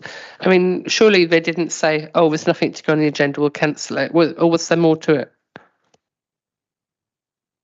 I think some were cancelled because officers weren't able to meet the date with their reports, and they were rearranged rather than just cancelled due to lack of business. There was the election one as well this year. Well, not in November or January. No, but it is actually mentioned. Yeah. But yes, I was a member of. I was a member of CEOS last year, and one of them was definitely that the report wasn't ready. Is it possible? But in any case, that's a reflection of last year's the way it worked, and this year we've got we're sort of approaching it differently, and we've got a full programme. And the other thing that I would add is that on the one hand, we're talking about there's too much work for CCOS, and on the other hand, we're talking about possibly abolishing a committee. They don't match up to me. It seems that we still have enough work for 5 committees. Yeah, I would only think, and obviously whether the remit of the Climate Emergency Committee could be slightly widened to assist corporate and community, because matters like air quality are looked at corporate and community, or I can't remember now, but the tree policy, the one with the great big one we had, but just some things, if this committee decided it should be looked at by Climate Emergency, then that's all that needs to happen. I don't think we have to formally redefine the terms of it. Adrian's been wanting to say something. Sorry, Adrian. It's all right, no worries. I just wanted to come back on Pauline's point about the balance. I didn't really understand what is the balance of CC and OS? All of the committees are politically balanced, except for this one. And this one isn't politically balanced because you've got all the chairmen of Overview and Scrutiny on it. And all the chairmen of Overview and Scrutiny are either Liberals or Labour. So therefore, it's not politically balanced. Yes, I understand that point, Pauline. It certainly, it's much less likely to be politically balanced than the other committees, which are deliberately politically balanced. So, yeah. No, it's a very good point. And with the budget, it's particularly important that it's politically balanced. So, I mean, I don't know, preempt the discussion, but I'd like to propose that we say no and shove this back and say we're quite happy with the way scrutiny works. I still think there are aspects to the whole, which committee looks at which thing. The detail, I mean, I think what you're saying is that they sort of, the structure's fine, but we might move things around a little bit. Yeah. Okay. Did you want to say something? Yeah. I think you did. Yes. I agree with Pauline. I actually agree with all the comments that have been made. I especially agree with the comment Alison's been making about things like air quality and tree surveys. And I think there's, when we're looking at where the management of some of the aspects of the things that we do go, there's a more logical place to put some of them. I think there's, I'm a big fan of scrutiny. I always have been. Especially when it comes to things like the budget, because we should be apolitical and it should give full rigour and full exposure and a full test of every budget measure that's going in. We're spending council taxpayers' money and we should never take that for granted. I think there's work that we can. I'm not sure I'd necessarily agree with throwing the whole thing out, but I think we're saying the same thing in terms of I think what we have works. I think this proposal as it stands, I think we're not agreed. Do you want to come in on that? Yeah, I mean, I'm quite happy to, I understand why you might want to flex some scope, and I think Alison's made some very good ideas, and you suggesting tree I can't think of the right things, but there are moving would be sensible as well. Environmental stuff. Yeah, but the reason I'm trying to kill this now is because my experience of things in this council is if you don't kill them quickly, they get arms and legs. You've got hundreds of people working on it, and at the end of it, you're going to say no. So let's just say no to the changes to the structure. And then let's look at the remit of climate emergency versus overview and scrutiny, community and corporate, and see if there's things we can take out of community and corporate and move into climate emergency. And I would suggest that's our response to the people that are asking the question. Yes. So I think just continuing on, I agree with that. I think also there's a couple of other elements as well. I think when you're looking at things like climate emergency, I think this is more now about endemic climate change as opposed to climate emergency. And I always wanted to do more in a previous place. And I have great admiration for actually how Bracknell has transformed from that kind of climate emergency to climate change, has moved it away some respects from scrutiny and actually has gone wider to the community, because we've got to get that kind of complete shift now. And I think if we whether we call it climate change, climate emergency, but it is climate change and it impacts everybody. So I think I agree with Pauline. I think there's things here. Scrutiny's function, scrutiny structure, what we look at, how we parcel things out is a function for scrutiny to decide in and of itself, by itself. I think I don't want to change the structure for the sake of changing structure. I know that there's a rebalancing of some stuff in some aspects, but I think certainly when I look at some of the things that are on the forward work programme for CCOS, and we've had this conversation in the last month or two, I think there are things that don't logically sit in that department, in that team, and should be moved off. I think there was a comment, Sally's not here anymore, but there's a comment that if you think back to the days of, is it place and growth, I think is one thing that's been suggested. I think the general thing is we have enough committees, there's enough, sure as hell, enough workload for all of those. I think the climate emergency, whatever the future direction of that is, to widen it, I think there's more that can be pushed out, more could be pushed through. So I'm actually agreeing with Pauline, and I'm agreeing with all the comments that have been made. I think we're all saying the same thing. So could I make a formal proposal that we feed back to whoever it is that asked this question, to tell them that we're happy with the structure of overview and scrutiny with the current boards and the current setup with an overview and scrutiny management committee, community and corporate, children's services, health, HOSC and climate emergency, and that the allocation of work between those committees is a matter for scrutiny, not for the Constitution Review Working Group. I would second that. Beth? Can I suggest that we change the title for climate emergency to climate change in that whole thing? Just call it climate. Yeah. Well, Really, it's a names, I think we should postpone that decision. I think what Pauline is proposing is slightly higher level than what things are actually called. Yeah. And should we have a vote on this? Yes. Right.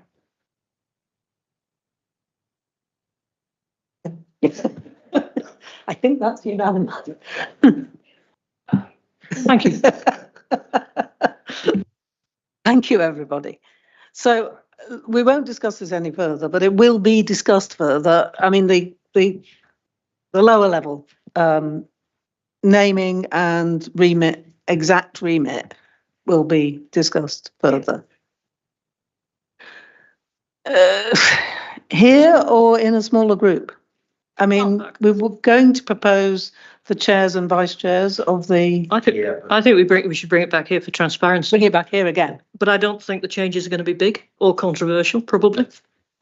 And perhaps bring the vice chair. It's not all the vice chairs are here. Yeah. Well, it's just that I'm chair of two of these committees, so I'm kind of representing two of them.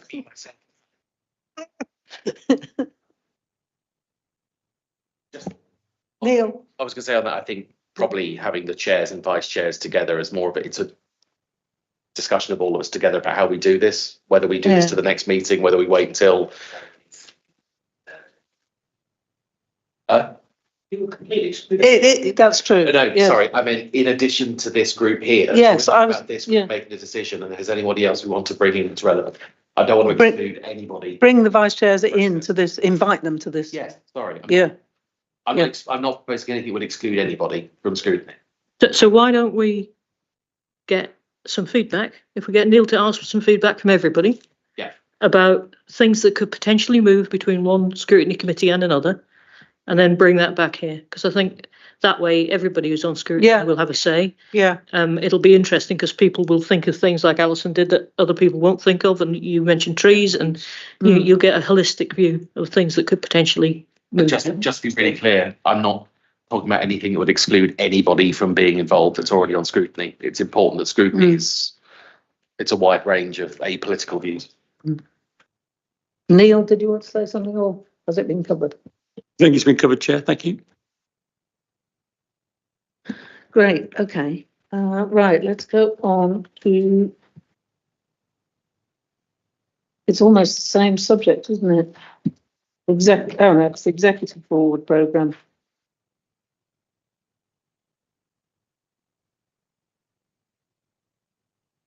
On page 103 of the pack. Could I ask why on page 105, WBC 1440 electric vehicle charging strategy, in the details of director or author, we've got Councillor Yusra Salman. Sorry, Chair, that is an error, and it has been corrected on the website. We spotted it and corrected it, that it shouldn't be there.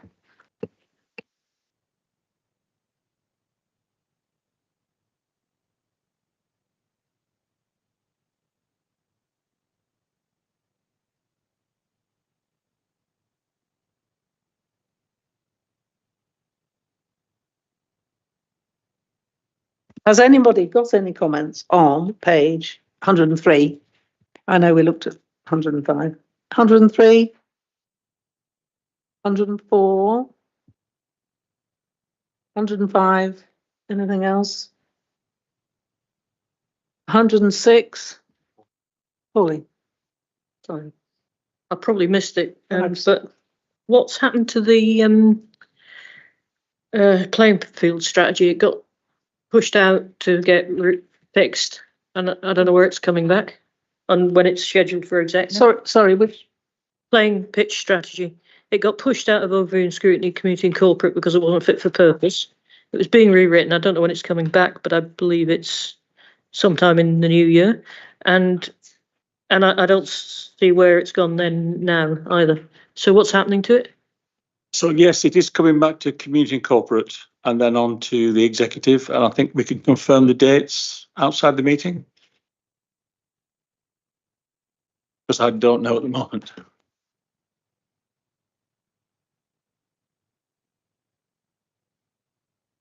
Sorry, I think I have a feeling it's February, but I haven't seen the final date, but I think it's certainly not before February. We'll confirm. Thanks.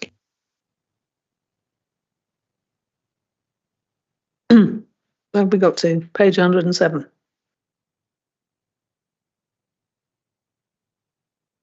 And page 108, not much on there.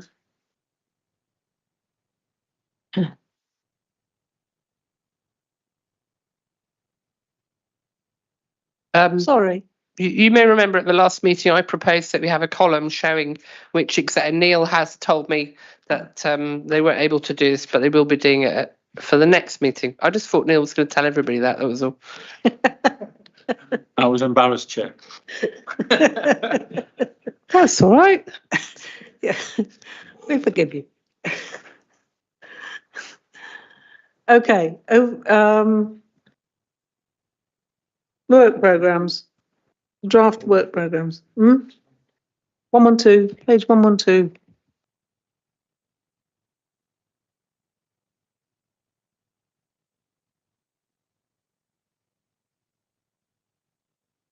Page 113.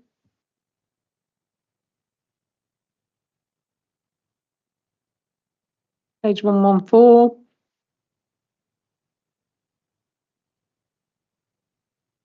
Page 115.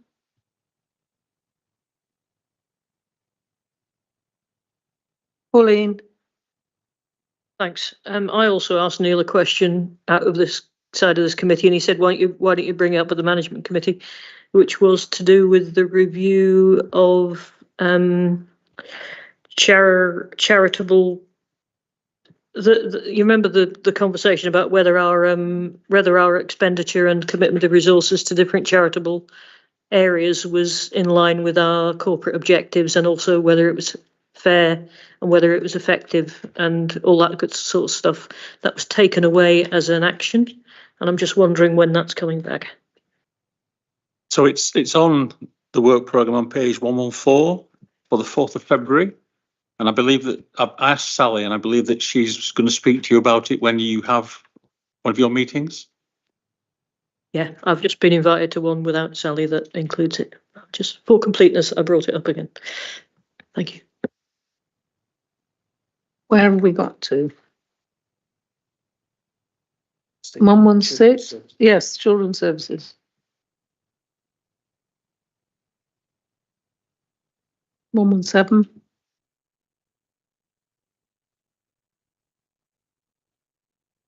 118. Climate emergency.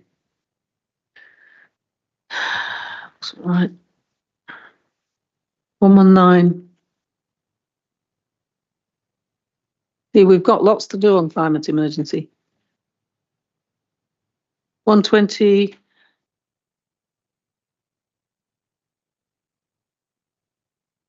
121.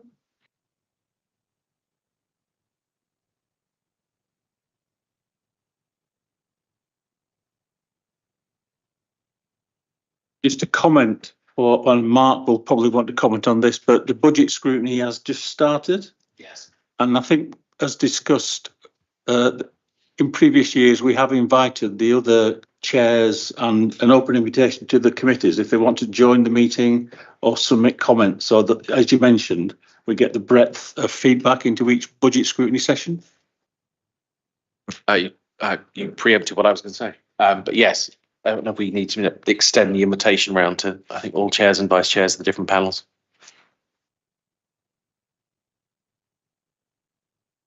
Okay, 122.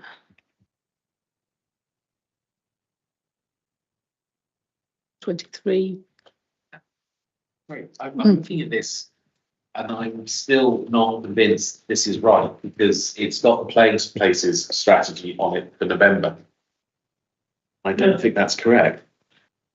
Yeah, as I said, we need to go and check outside, and we'll make sure it's accurate, and we'll let you know outside the meeting, and then we'll have an accurate table next time. Yeah, I think my point was, I think we'd raised points before that the work programme wasn't showing correctly. It wasn't at the last meeting. I think the one for the 26th of November is quite wrong because it doesn't include the budget. So I think we just get this tidied up for the future work programme, because this should be a fairly straightforward thing to update. I think this is also different to the work programme we looked at last night, but that was quite a long meeting. Mary Louise, you were there. Yeah. Caroline, you were there. I think you were there as well. So I think if anybody else, I've got the paper. It's not what we were shown last night. So apologies, and we will tighten it up for next time.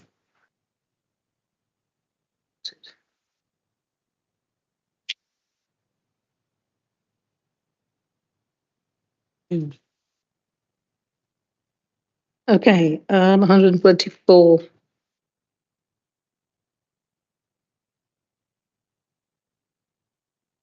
125. And 126.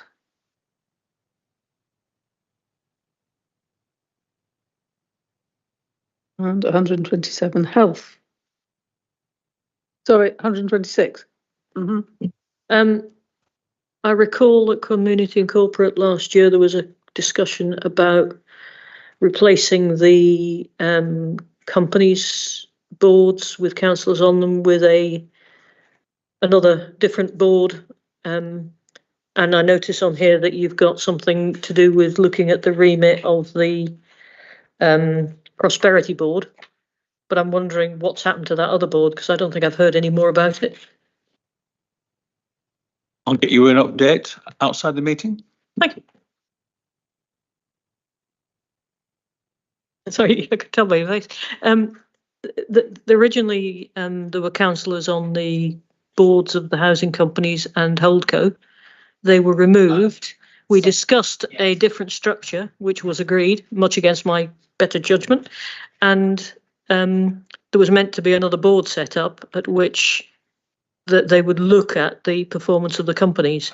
And I haven't heard any more about that since.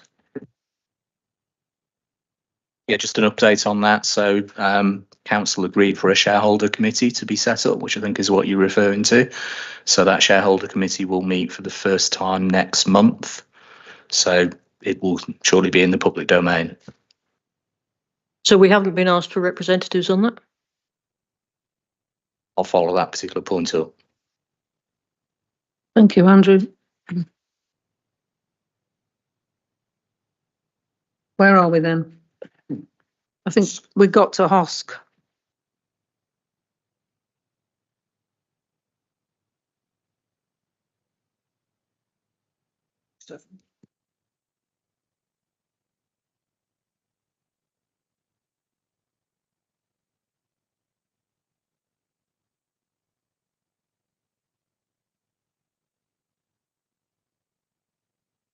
And finally, we've got the action tracker to look at.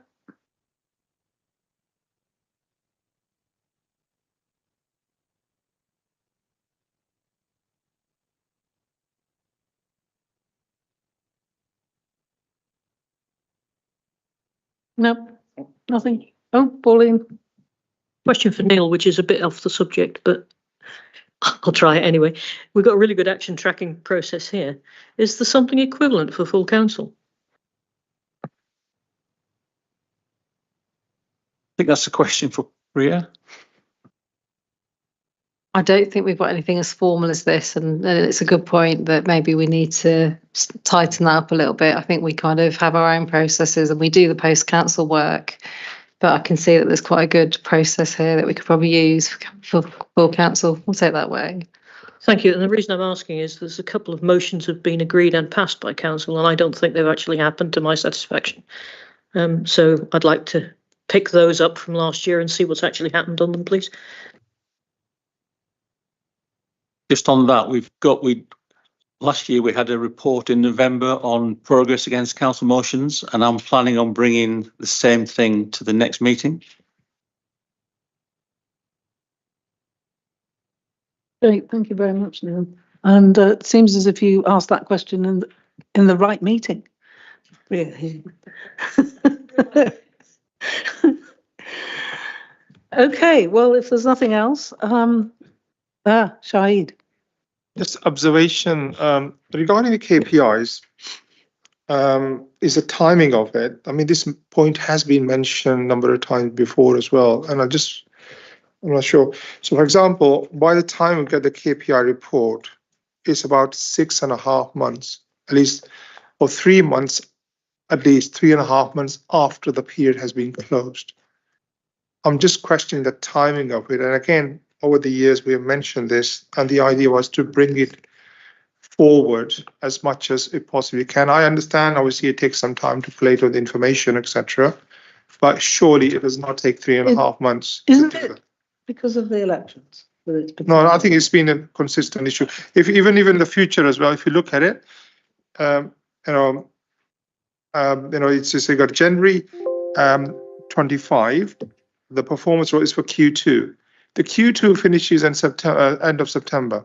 So you got October, November, December, and then January and a half, right? 3.5 months. So I'm just wondering is that something could be looked at perhaps? The whole idea is that if something we need to look as soon as possible, if it's too late, right, then you think, this data is out of date anyway. What's the point of looking at it?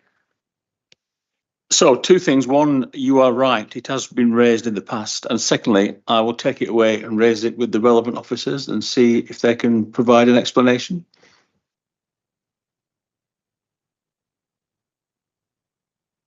One final point. I understand from my colleague that the Constitutional Reform Working Party, when it makes its findings, they go direct to full council.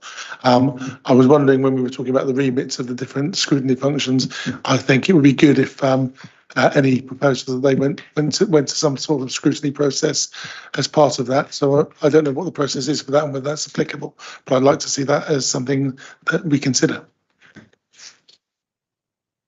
Yeah, we can certainly pick that point up. It's January full council that we're targeting for the full constitution review.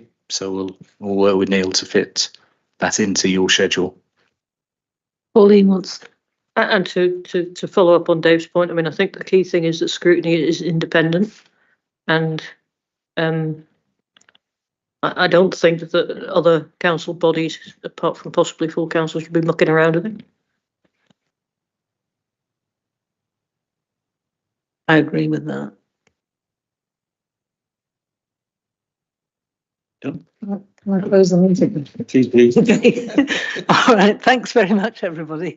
Meeting's closed. Bye.